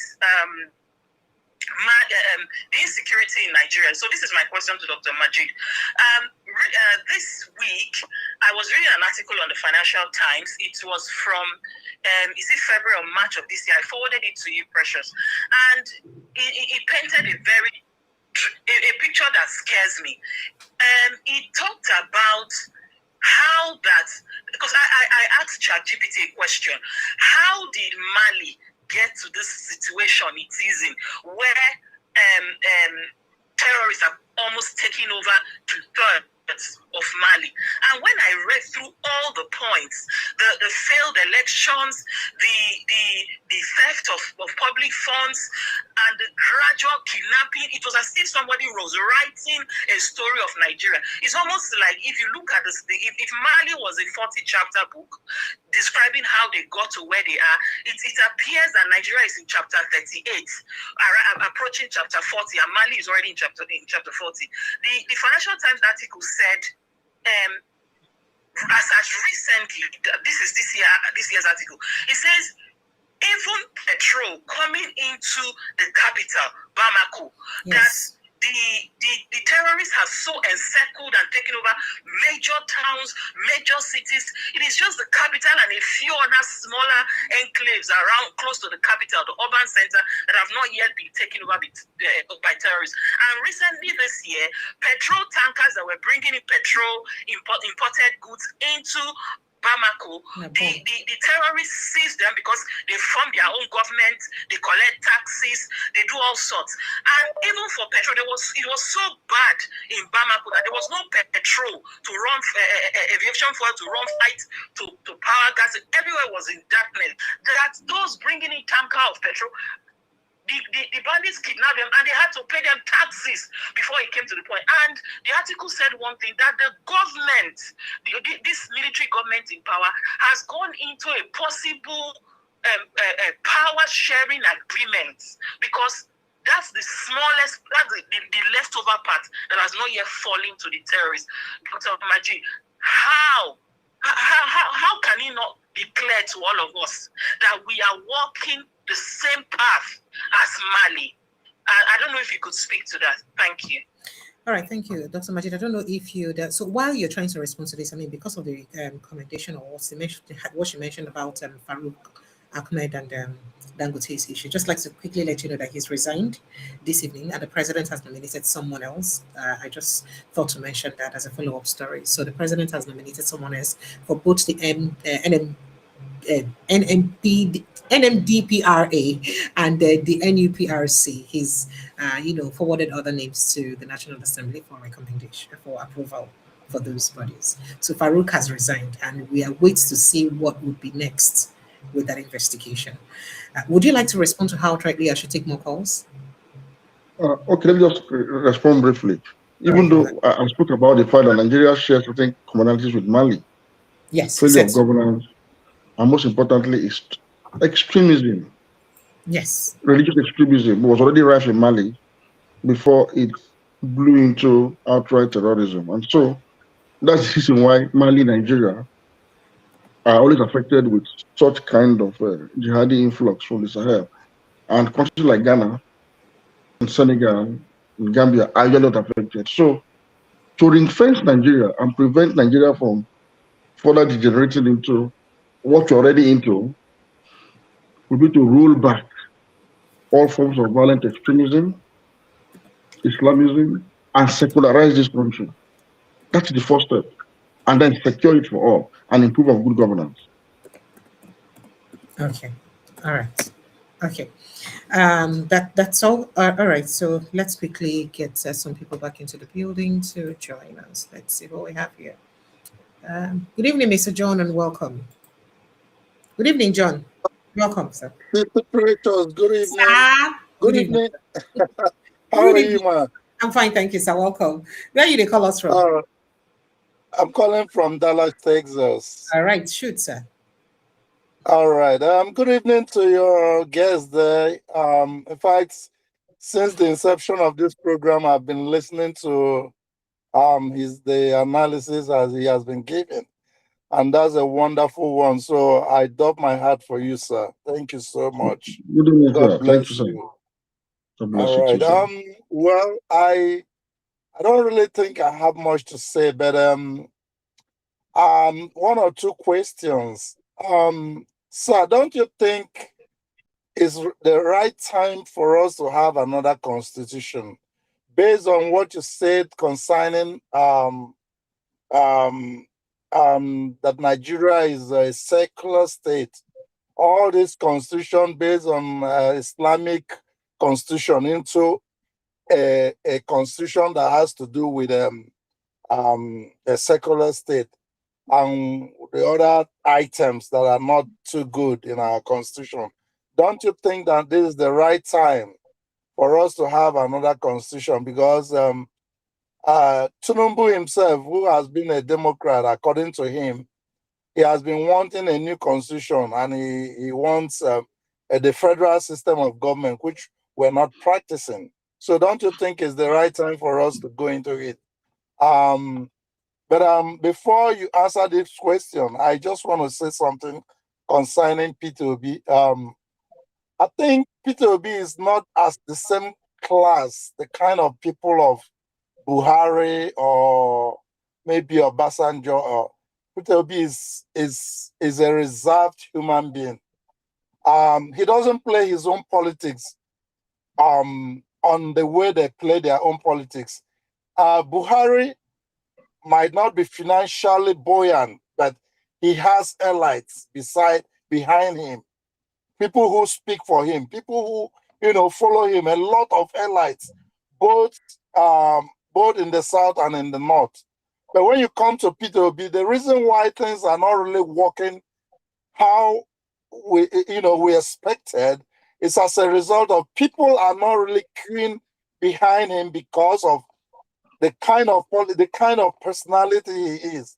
He's not that kind of mammon, kind of monetary person. He doesn't need to be sharing. And even if he calls others to order, they might not listen to him based on what he believes in. So I think if you can also tell us, is there any way forward apart from what is happening now? Tinubu buying a lot of governors, bringing governors close to him. There must be a remedy. There must be a way out. Is there any suggestion for him, sir, so that I mean, he can play this politics and see whether he may become relevant. We have 2 more years. Something can happen. So tell us a way out if you have it, sir. Thank you so much. Thank you so much. Thank you so much. Hello, good evening and welcome. Thank you, Mr. John. I appreciate you. Thank you so much. Good evening and welcome. Hello. Sir? Yeah, Precious. Good evening. Good evening. Thank you. How are you, man? Very well, thank you. What's your name and where are you calling from? My name is CJ. I'm calling from the States. All right, you're welcome. Go ahead, please. Okay. Dr. Majeed, yes, you please. are so excellent. I love your analysis. I love it. I love it. I wish we were in the scene before 2014. After 2014, I don't think Nigeria is salvageable anymore. I do not believe that Nigeria is salvageable after 2014. If at all it has any chance at salvaging it, it will be returning it to the regional system. All your analysis about Atiku, the Sokoto governor that included against Wike, is 1% of what we the Igbos feel in Nigeria. I have children, I cannot tell my child to stand anything for Nigeria. I do not believe in Nigeria. I do not believe in Nigeria, not Nigeria of what it is today. Not from Nigeria what I'm seeing. If a foreign country invades Nigeria today, 80% of Igbo people will fight behind the foreign country to bring down Nigeria. That is how much anger we have. And nobody seems to pay attention.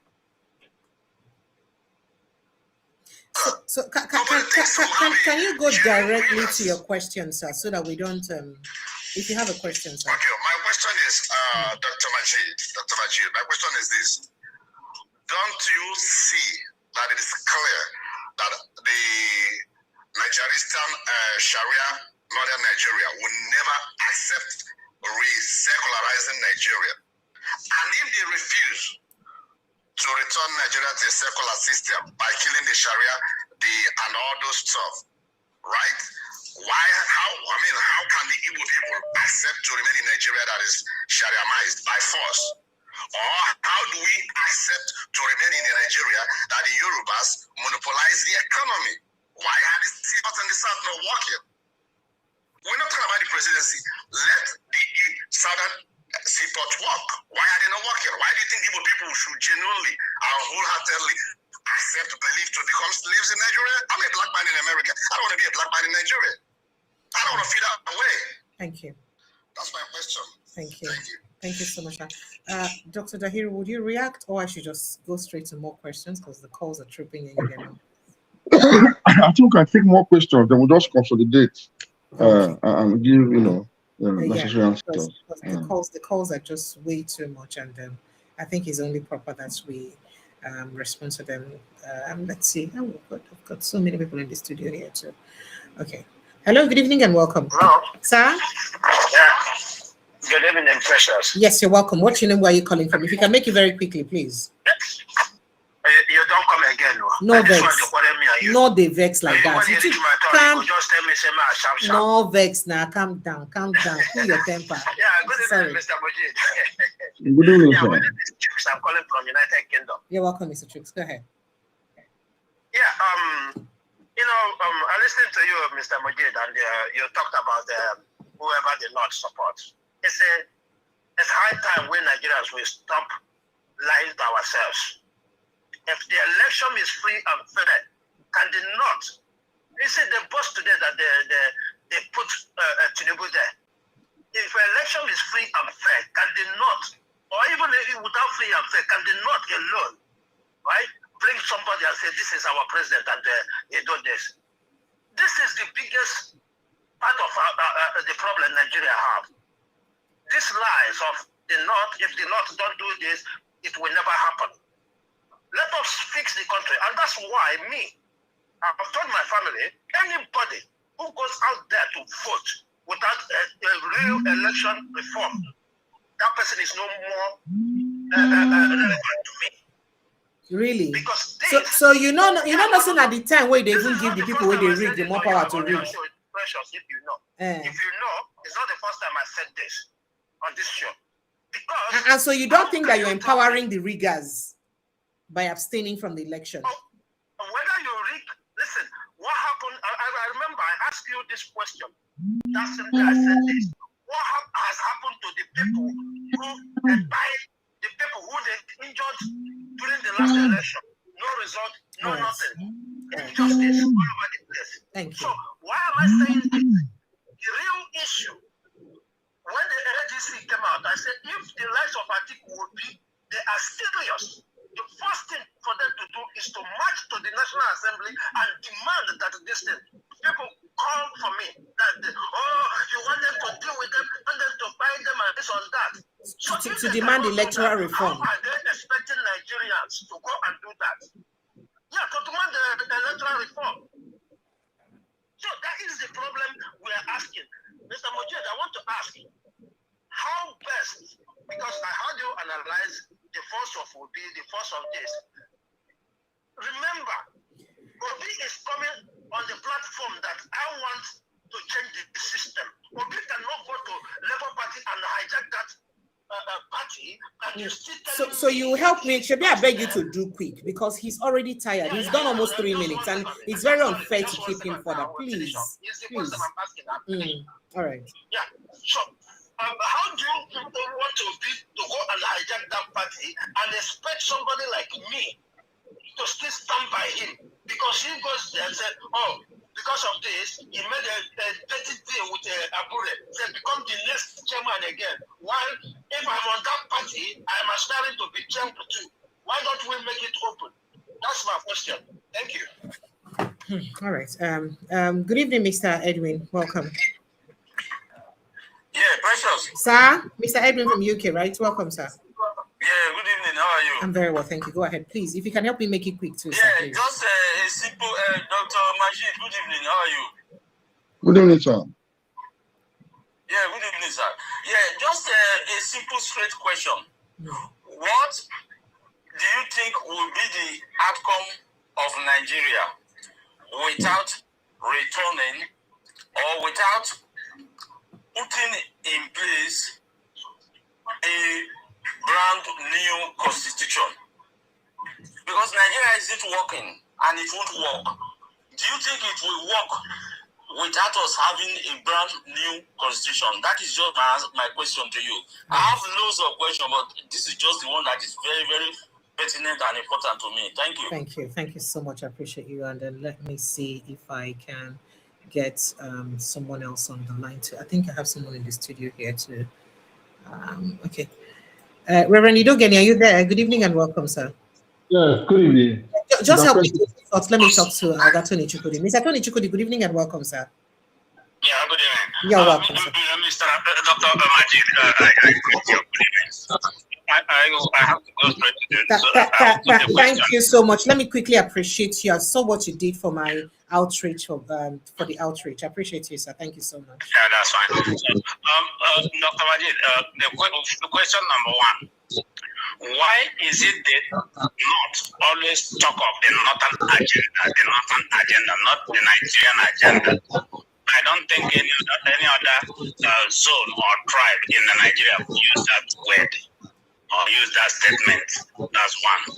Two, why is it that the people that, because I know from what you said now, since you there are about that you know, but I know sometimes you will say it. All these names, according to what Mr. Falana talked about the people that are causing the trouble. Are you seeing the federal government bringing these people to book? That's the third one. Another one is the issue of this election. Why is it that the election, everybody is talking about the changing of the constitution? Is there any way, or do you see any way Nigeria can break the system the same way they have it in Germany in order to allow this system and the government and the republic function? Because because there is no way that issue of changing the constitution or the law, whatever, but you need to break it down so that the power will go back to the people. Are you seeing something like that?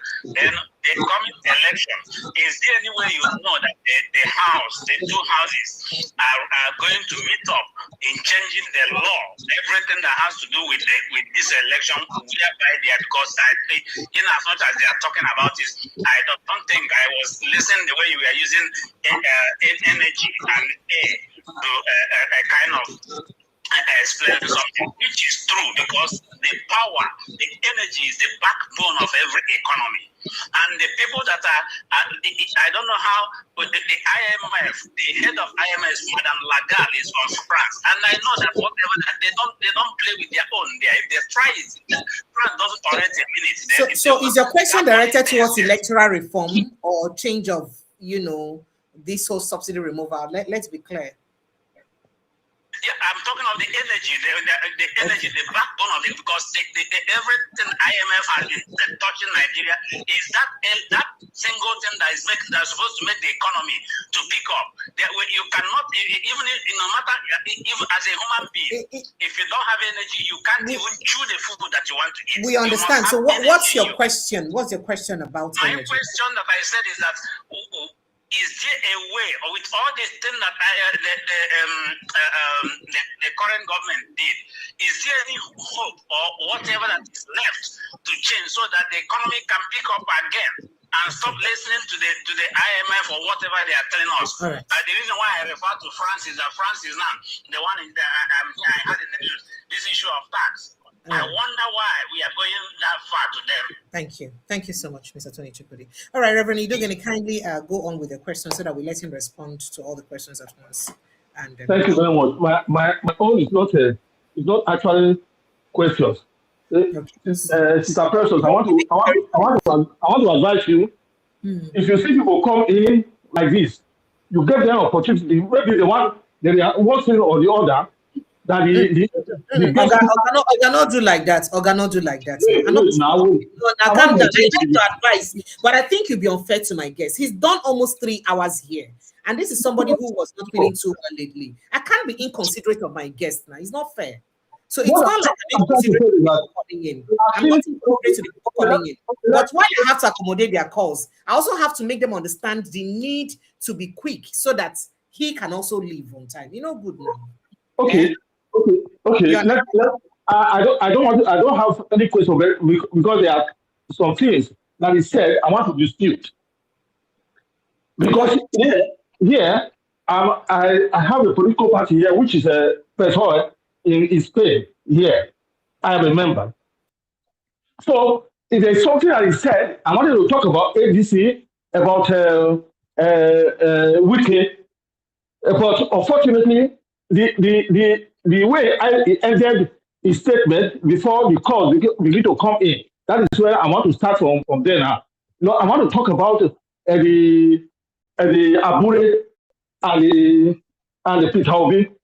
What he said was not correct. Aisha Yusuf is we are from the same place. I don't want to go through that now. But what happened between it's not true that Abure started by Obi. It's not true. It is Obi that started by Obi. Because all these accusations of me and murderer, they happened before Obi come into the party. So when all these things were in court, even before the campaign was on, and so Obi had to share Abure because of the election. And you know, after the election, that was when he was beaten in Benin City, and the police they stripped him naked because of all these accusations, not a fresh one. This was all right, sir. Thank you. You don't state them, so Ingo quickly respond. Yeah, no break, sir. No break. I'm not longer than this. I beg. No vex.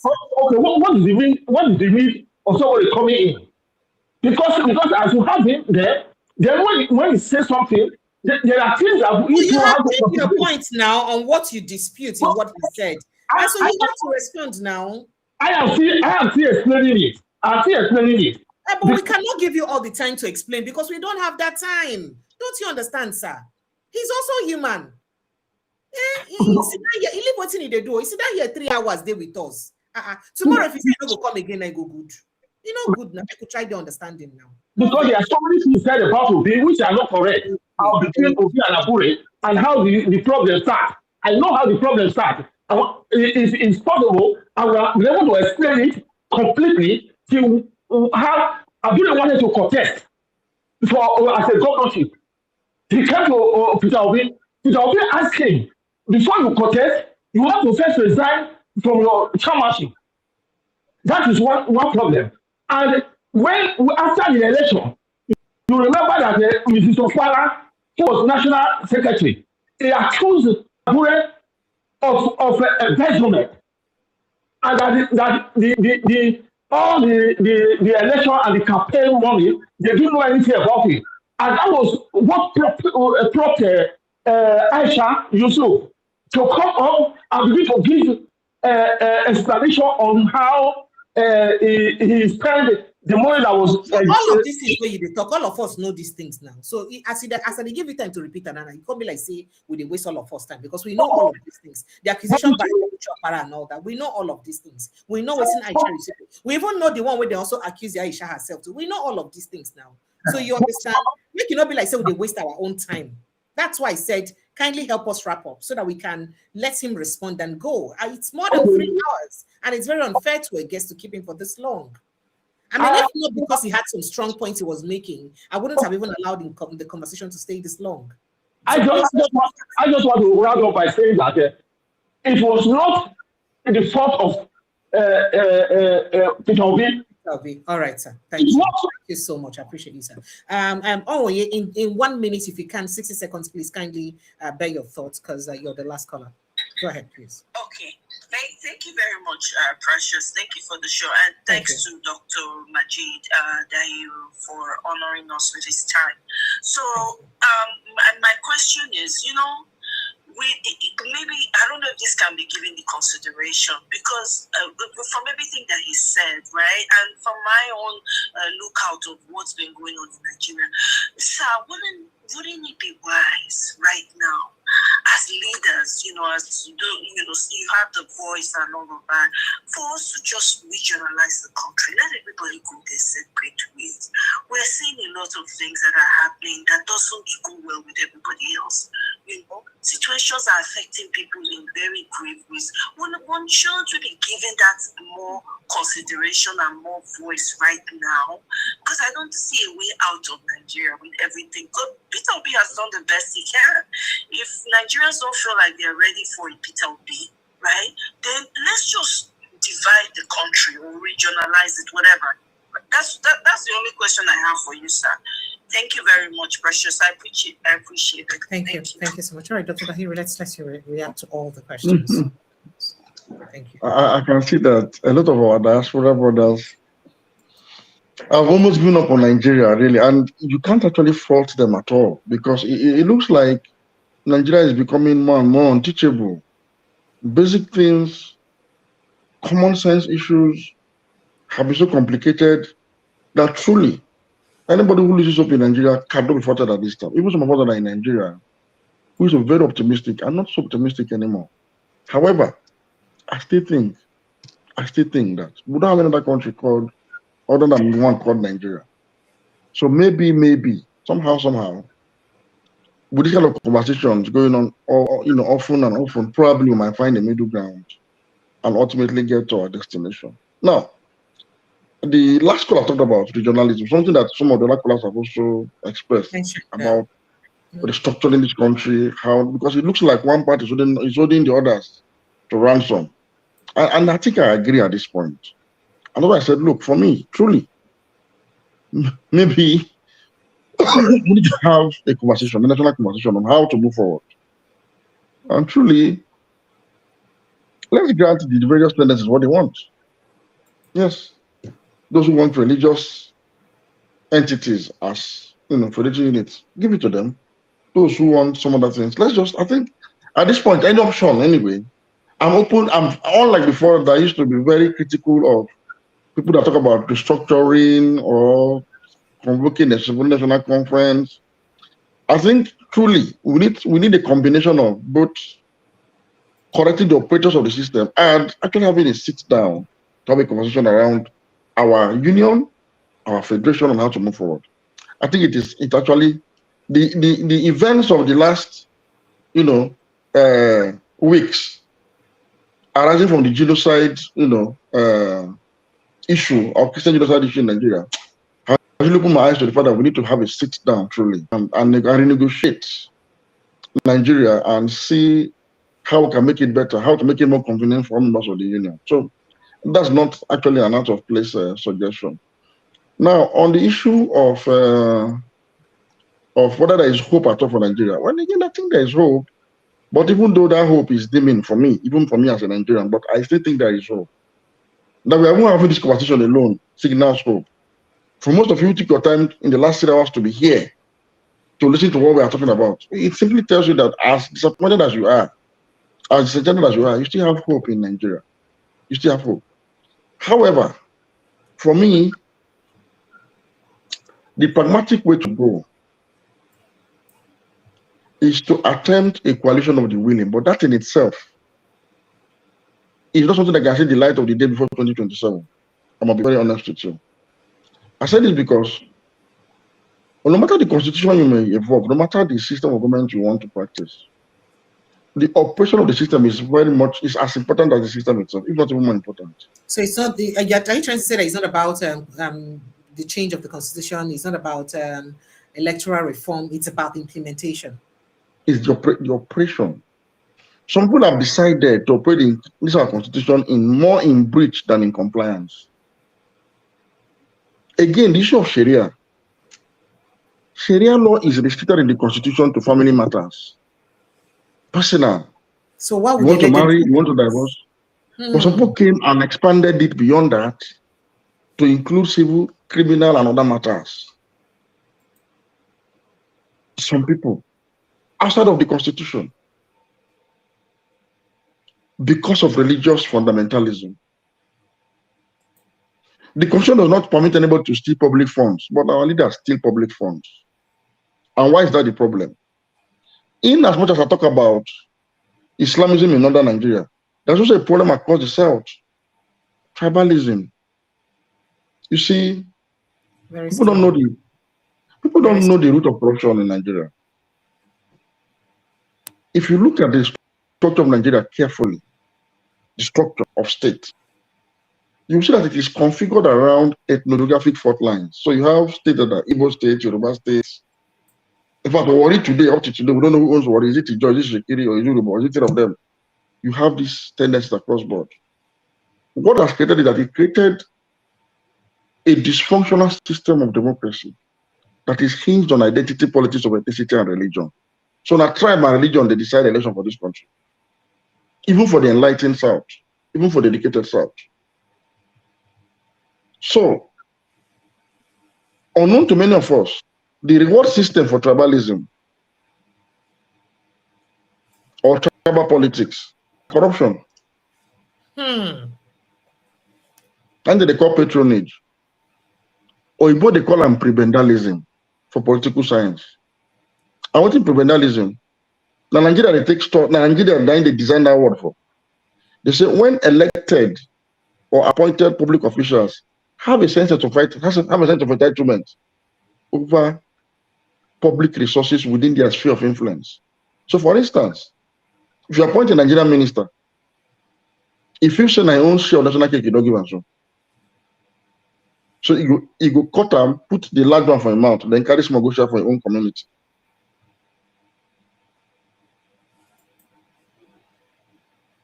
If you elect them as governor, elect them as anything, now the same thing you go do. So you go discover that Nigeria perpetually, therefore, national cake sharing mode. Now that cake will share so till you finish. So nobody the bake cake for Nigeria.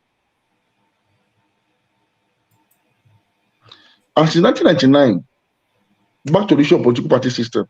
No political party don't make attempt to correct this anomaly. Because you see, the political party now organize people around a different ethos, around a different thinking, around a different direction. When we substitute identity politics of ethnicity and religion with true liberal democracy, when we collectivize people's interest, economic, security, environmental, and social. So for instance, if you be Hausa man and be Igbo man, you be Rubo, you be Shekiri, and these four of us, our interests around our common economy converge, we will simply look for the person when we deliver on this matter, when concern us personally, legitimately. Whether the person na Rubo, whether na Frenchman, whether na Christian, whether na Hindu, no concern us. Now, person if we deliver on this agenda for us. It don't be like you want fly plane, like you want fly airline. You know what they find out your tribal man they fly now. Which one they say they on time pass? Which one they say they effective pass? Which one they say they efficient pass? Now you go look for. If you get ailment true, you will look for the best doctor. You don't want to go and get your tribal man to be a doctor, even if it's not the best, because you go die. That's what's supposed to do for politics. But we never get a political movement or party when we galvanize Nigerians around this kind of political culture. Till today, none exists. And that is why 26 years later, this is 2025, since 1999, it comes like say the democracy don't really tire Nigerians. It comes like say this democracy, it makes sense, so it works, so it's good for us, so nothing wrong with democracy. When I went to diaspora, and I go, no, so nobody should they run political party now for that place. Nobody should they run Republican Party for America now. Nobody should they run Conservative Party for UK. Nobody should they run Labour Party for UK. Nobody should they run now. Not be so. Something is wrong. A party where you need to buy tickets, pay for delegates, bribe party officials to become party candidates. After that, you go polling unit to go buy vote to become elected official. Which kind of good governance I want to deliver for you? I want to deliver them. From where? You know, it's a criminal franchise with this. So now the criminal franchise, when a political party system throw up, now not turn Nigeria to a rogue state. So where everybody simply won't take from the system, nobody they give back.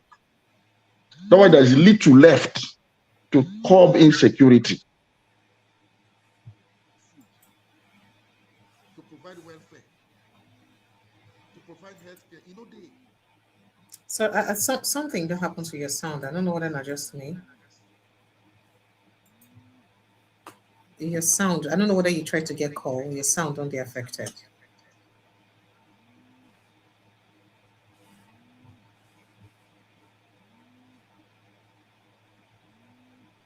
Just speak it. Let me see whether the sound on there. Okay. Now call me and intervene. Okay, yeah. Call interfere with you. It's fine now. So what I'm saying is, we don't overshare the shoulder cake. Now we don't get enough to provide for security. We don't get enough to do anything. You should make I tell you this, my dear sister. People they always ask me, and on me they won't ask you per se. If they ask you now, my dear sister Precious, Sir? so which country is the richest country for the world? Which country you would likely mention? The strongest economy or the richest country, because that's the contest. By whatever time, anyone if you say just the richest. You said the strongest economy. You said the country's economy. US, literally speaking, it has to be China. US, but China. US still saying that them be the leading economy. Okay, thank you. Make I surprise you. No, sir. The richest country in the world. No be China and no be America. Okay. Now who? The richest country in the world, the Animal Kingdom. Oh. I then get land mass pass. All your forests, where your gold today, where all your natural resources there, all your onshore crude oil, they for Animal Kingdom. Now then get them. Now their land. All your offshore crude for ocean, it belongs to Animal Kingdom. Yeah. All your Tantalite, anything you good, now their kingdom today. If I the timber what they do, but even your forecourt, now then get them. But the question be say, why be safe for that Animal Kingdom? They won't get all this wealth. How come animals not even so close where? How come animals don't cultivate their own land? How come animals know the mine gold, don't mind their own natural resources? How come animals they perpetually poor, naked, homeless, and wandering about and fighting continuously all their lives without any form of comfort? How come? How come animals are not able to keep us, mankind, away from this their wealthy kingdom? So that we go there, go hunt, we go catch some, put them for zoo. Just they use them as a like. We just find they are at our mercy. If you compare animal kingdom with Nigeria, you know, no much difference there. You know why? So, Dr. Majeed, 2 questions people ask you. Somebody asks, say, what's be the way forward? Whether Nigeria is salvageable? Is it possible? I tried to answer in parable. Okay. That if you look at the animal kingdom, look at Nigeria, there's so many similarities. Life is brutish, nasty, and short now in Nigeria. I believe so. You know, before animal kingdom. Why? The animal kingdom get one king, which they call Lion King. That Lion King, a very parochial, sectional, and tribalistic king. When care for only in own pride of lion and in lion family, he will go out. The animals really supposed to protect as per king and leader against women, human being. He will go hunt them, chop for your own children, your own people. So because of no justice, no fairness, no equity, no organization for that place, the animal kingdom be in perpetual chaos. Compare the Lion King in the jungle and our political leaders. What's the difference? That's for Nigeria.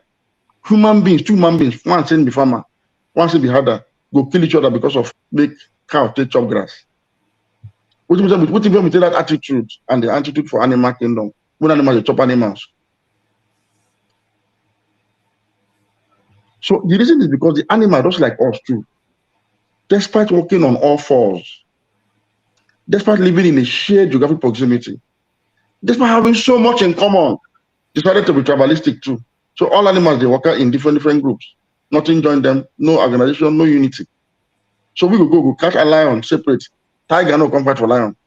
You catch hyena, lion no come fight for hyena. You catch elephant, is on his own. Look so Nigeria be. Why do you think that China and other parts of the world are coming to Nigeria to mine illegally, to take our resources, to treat us the way we human beings treat the animal kingdom without any form of consequences? So to salvage Nigeria, we must change from that near animalistic mode of a tribalistic human being to a citizen.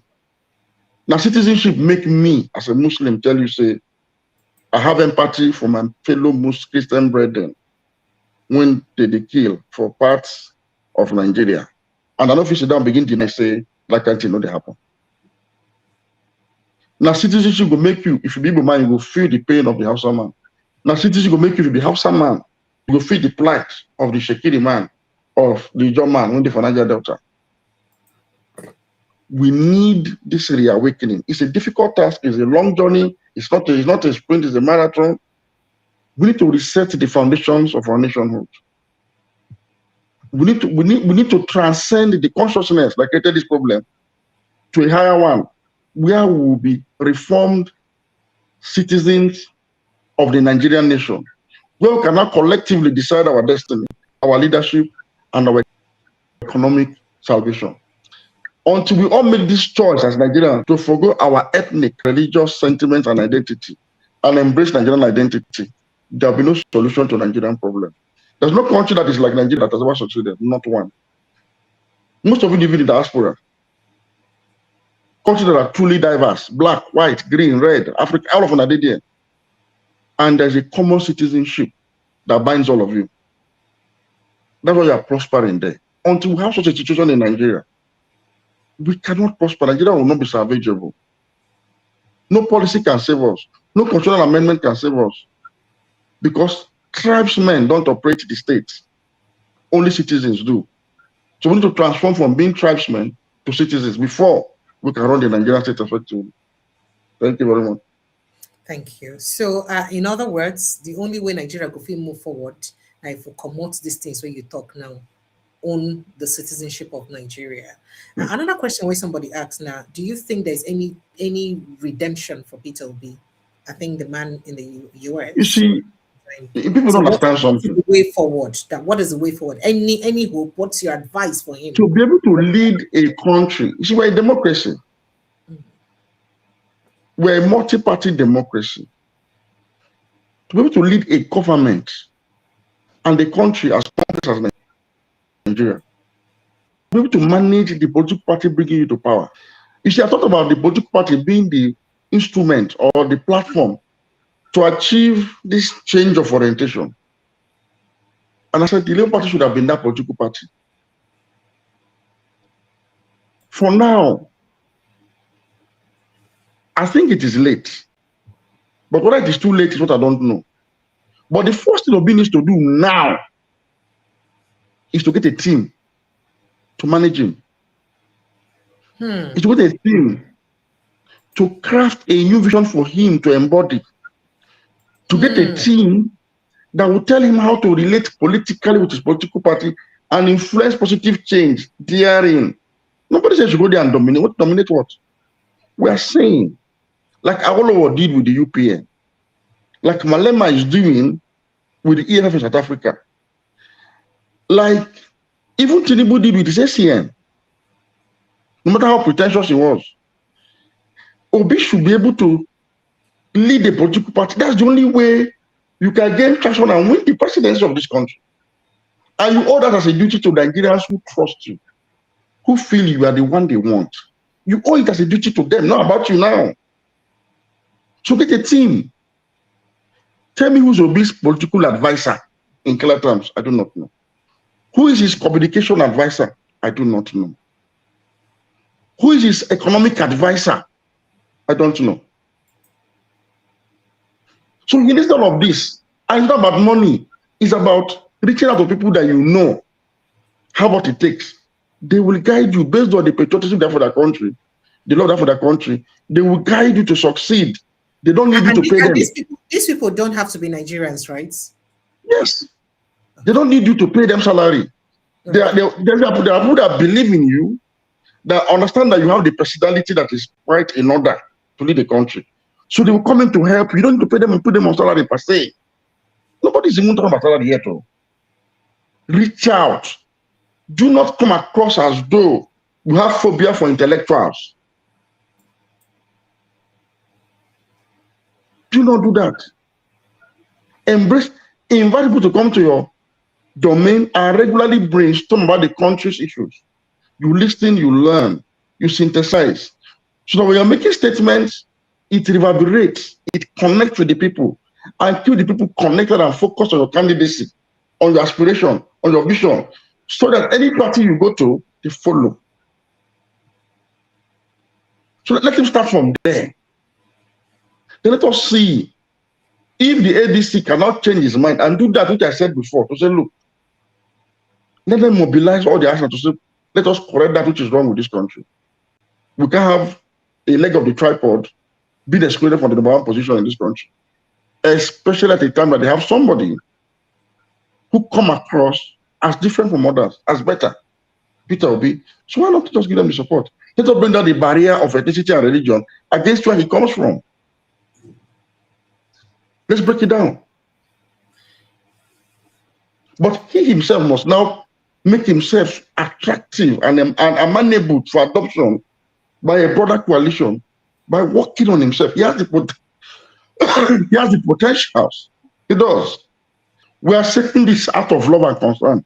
If I don't have concern for Obi or for the people, many Nigerians who believe in him, I won't be talking about, I won't be criticizing him and then providing solution. What's my business with him?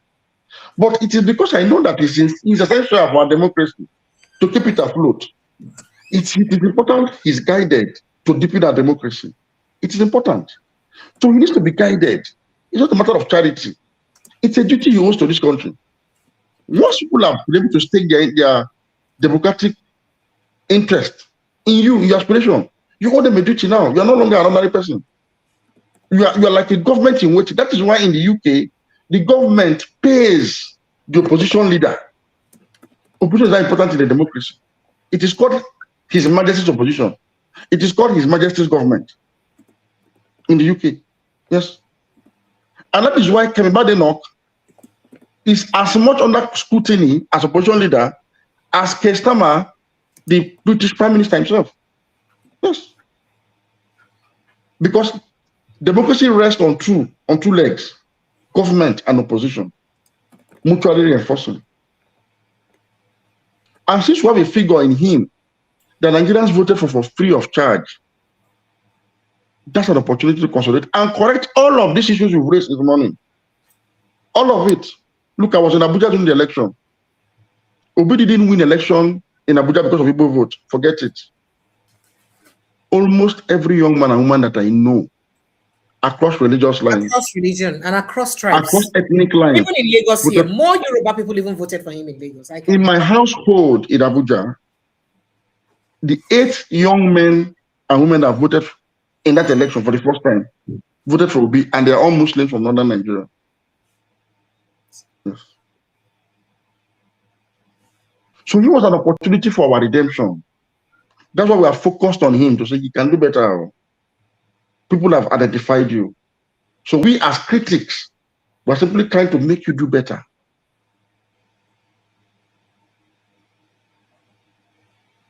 Now, as for the issues I raised about Aburi and Co., I will not bother to go into details. Because I cannot make a statement and you come and say because you have a relationship with somebody who was there. You don't know the role I played behind the scene for Labour Party. You can't imagine it. I was one of the biggest promoters of Peter Obi and Labour Party in this country. As in, to the point that I delivered speeches at almost every of their conferences between Labour Party and the NLC. I was behind the scene making policy suggestions to Obi, one of which was this.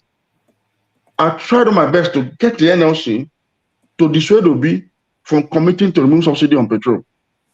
You know why? Why? I said he may not win the election, and if this other guy is a win and they remove subsidy, let's assume that Obi will use. Let's assume that Obi will use. Thank you. Let's assume that Obi will not use the money judiciously. Let us assume. Can you say the same thing of the other guys? No. If they win, you will not be able to oppose that policy. And the effect of that policy will be such that it will force people to reassess the policy. I went as far as that. Why? Not because I'm an obedience, no. But because I simply wanted an alternative in the polity. I knew that Nigeria would get into this crisis we are getting into economically. And I felt that if only Obi stayed on the side of the NSA Charter of Demand, by now he would have been the natural choice that Nigerians would have been trooping towards from the north, from the south, because of our collective hunger. But if you recall, when this policy was announced, everybody praised Tinubu for adopting a policy that other person subscribed to. Yes. It was only when it started biting hard that criticism started. By then, the Nigerian people have lost out emotionally and sentimentally in the struggle to resist this policy. So we're like in the cold this time. I went as far as that. Okay. So very quickly, you don't address that. Very quickly, people that accuse you say they ignore it, they come off face or waiting concern Donald Trump. You never mentioned Trump matter since you entered this place today. Okay, as per in recent Wahala against Nigeria. Yes, No. See, it don't be said sometimes when you no getting your word for house. Outside I will tell you that same word, then I want to tell you. To Trump, the one that say, what do they do for this country? What do they do? What can be say? What can they run up and down? And I tell them somebody they take Trump tantrums, Trump insult, as shock therapy to begin to do the right thing. That make I tell you, Trump, what did Trump talk? That's what the word is here. So others just they polite. You don't want to talk and wait Trump, they talk. But that's what Trump. As Trump talk, that's what the word is yours. That's what China is yours. That's what France is yours. That's what UK is yours. That's what everybody is yours. Which kind of people be this one? Which kind of country be this? When if you protect your citizens? And Trump at least we can't see small movements now, even though they're enough. So Trump, he tried. I give him kudos. He tried well. In fact, to me, that Trump was man of the year for Nigeria. Even if Trump went talk, if you don't see this kind of movement, where you see when they try to now do, try to show concern, not Trump now. So the man tried. So hopefully, I expect them to truly collaborate with us to defeat these terrorists for us. I know that among those people not going to help us defeat terrorists, though. No, we need not the help we get. And if Trump help us, we can help us. And if not because of Christians, you can help person they kill both Christians and Muslims. Make help us kill that person they kill us. I don't know why anybody they shout. Why people they shout? So me, I don't get problem with Trump at all. In fact, me, I'm a very big fan of Trump. Because each time Trump talk, me and the try to understand. You support that he should come in and sanitize to sweep away, guns are blazing and remove these people as saying will come. He said they can't remove the terrorists. Yes. And he did it in the middle. Look, I tell you something. You know, they forget that Trump make Boko Haram no they serious as a serious over. No, don't forget that. ISIS when give support to Israel for Nigeria. Now Trump go do list that time. Go scatter ISIS, kill al-Baghdadi. Now slow down Boko Haram for Nigeria. If you said Trump no dislodge ISIS from Middle East, and ISIS still there as they did before. I don't know how Boko Haram they don't reach Abuja or they should the by now they wait to enter Abuja. Yes. Now Trump also give us to Kano jets. Say, take fight these people. You don't tell me Trump they help us fight these people, both at home and abroad. Yes. So I like Trump stand on terror, on jihadi terrorism very well. And Sharia and abolishing Sharia and all that. But remember one of the things that Trump mentioned, he said that if possible, there may also be a regime change if not waiting you go take to sanitize things. And that may be that the Tinubu may not even be in the ballot. So you don't see that one as a potential threat to Tinubu. Now, one of the reasons we make it saying except anything happen, I make Tinubu get chances. The tip is saying now that the man say come collaborate with them. Make it not be like say when they take side with the terrorists. The man say let us collaborate. And I'm happy that after all the noise, some kind of constructive engagement don't happen now. And I have say some agreements don't reach them on how America can help us. Make I tell you before now America help Nigeria for this same war, but now small they help us.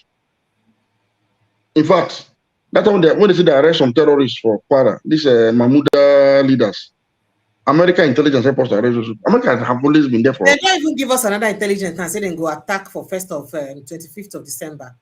America, they always take it. Now we don't know what they try to do with ourselves. So this man don't try enough. This one when they do now, wake up call is a brief for us. Make we can put you in the house and all that, so that make Trump not they abuse us like this. They did not pay me because we deserve that kind of abuse, we deserve that embarrassment. Chai. But we put our hands together, put them in order. When Tinubu they come into power, I tell them, say, okay, this is an old system, no go work again for Nigeria. Hence, make you commit class suicide. The Nigeria no fit sustain the profligacy of the elite anymore, the corruption of the elite, the misbehavior of the elite. The Nigeria no fit sustain them again. It is a joke. But it's not stopping. It's even in this administration. In fact, that's now one of the things where people they hold against Tinubu. You cannot tell people to tie their seat belts while be their ghetto saying at tough times. But we see a lot of profligacy. We see a lot of things just they happen. And that profligacy now. That make government not pay their own contract. It's a contractor. The person in connection they do contracts. So you notice that all these things are something if you make Tinubu no fit win election. With all these things where they against that. No, you see the problem. That's why I'm very frustrated with the opposition. The easiest president to defeat would have been Tinubu now. But you see, I'm saying they no serious. Not get worry. I no see seriousness. Then another question around this whole governance where they go down. Do you think it's a mind game? Because I'm waiting people they talk. People they see them as a mind game to make and look like say in get so many supporters so that in case they rig election in when you go they like say you know see all the governors person will get all the governors why you not going win. Okay, that's going to that one. Now PDP caused that problem. Make I tell you how it happened. You see, once Tinubu was able to reach out across the south to South, you know Tinubu now give and to ram in a guy man politician. Yes, a guy man. All like you know, very know they talk, very know shall we talk. But Tinubu sabi yarn, sabi toast well. Sabi razzle people to come inside. Sabi razzle. So Tinubu go Anambra, come out in cap, the wear and cap. He say Yoruba and Igbo are the same thing, you know. Every part of Nigeria are the same family. You know, he's very good at that. Go to Enugu, he go here, he go there. He also tried to balance of appointment a little to reflect some level of careful balancing. Even though you know balance well, but he improved small on what Buhari do. At least South is very well carried along a little bit than when Buhari the power. It cost strengthen Southern Alliance that period. So the first few governors will leave APC, only PDP to go to APC, did that solely on Southern solidarity. And one of our own is there now. And let me tell you, under Buhari, Southern governors didn't have it very smooth with the president. You know, Buhari was really, really a sectional leader. So all in Kichi cabinet are from the north, most of them. So to see Buhari have to go through a chain of a lot of northerners. But now you have more access to one of your own. Won't be like party. So some Southern governors move. Others begin move when PDP now begin sink. So there's no platform. Which project you won't go? So that to go to join the ruling party and also leverage on the Southern whatever. So if you look at in the north, a state like Taraba, they go APC now. Then Tinubu supporters were not too. When we won ditch Tinubu, because in Southern base, don't they unite around them, then to constant firm. What am I saying in all of this?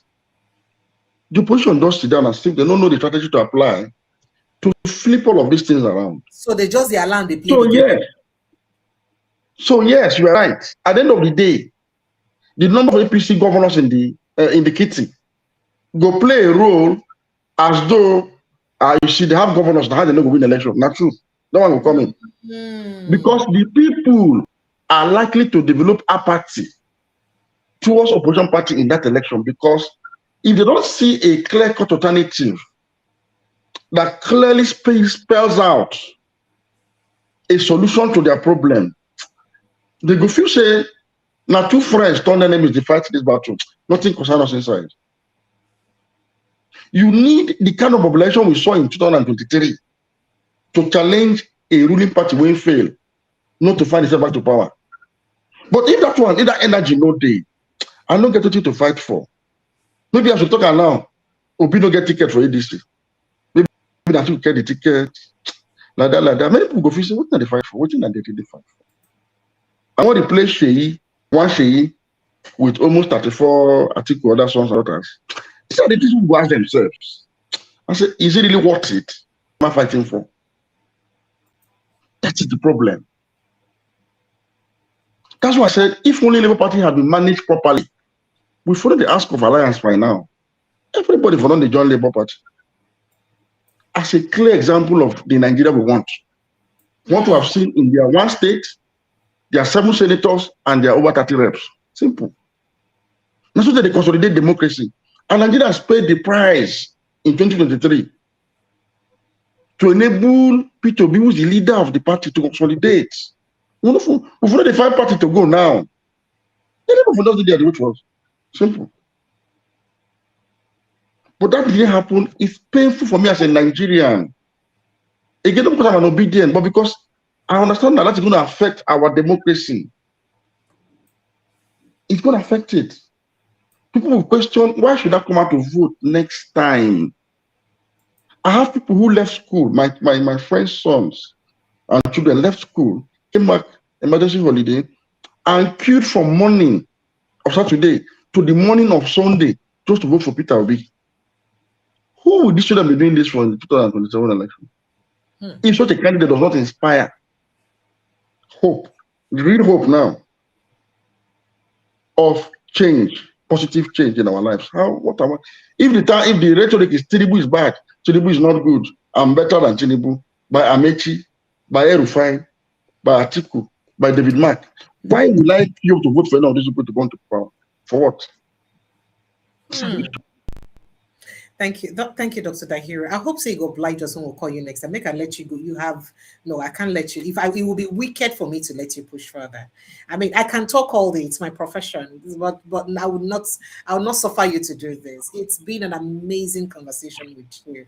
A bucket full. In fact, a tank full. I will go digest this for a long time. Thank Thank you you so very much. very much. I hope you'll oblige Thank us you. next time on the call. You know, I hope No, you've had it. sure. Thank you. Unfortunately, the calls were coming in too much, and I couldn't even let them because I was in a hurry to let you go. You for answer like 2,000 calls here today.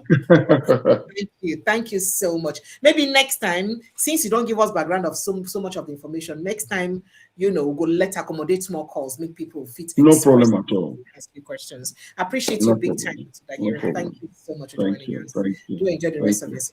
Please get Thank well you soon. very much. Strong. Thank you. Thank you so much. Bye, sir. Bye. All right, Nigerians, I'd like to say a big thank you for being part of the show. It's always a pleasure. And I know now, always a pleasure. For those who are quarreling with today, not gonna forgive me. I beg. My hand day up. I beg, I surrender. Forgive me. I am just being human and doing the right thing.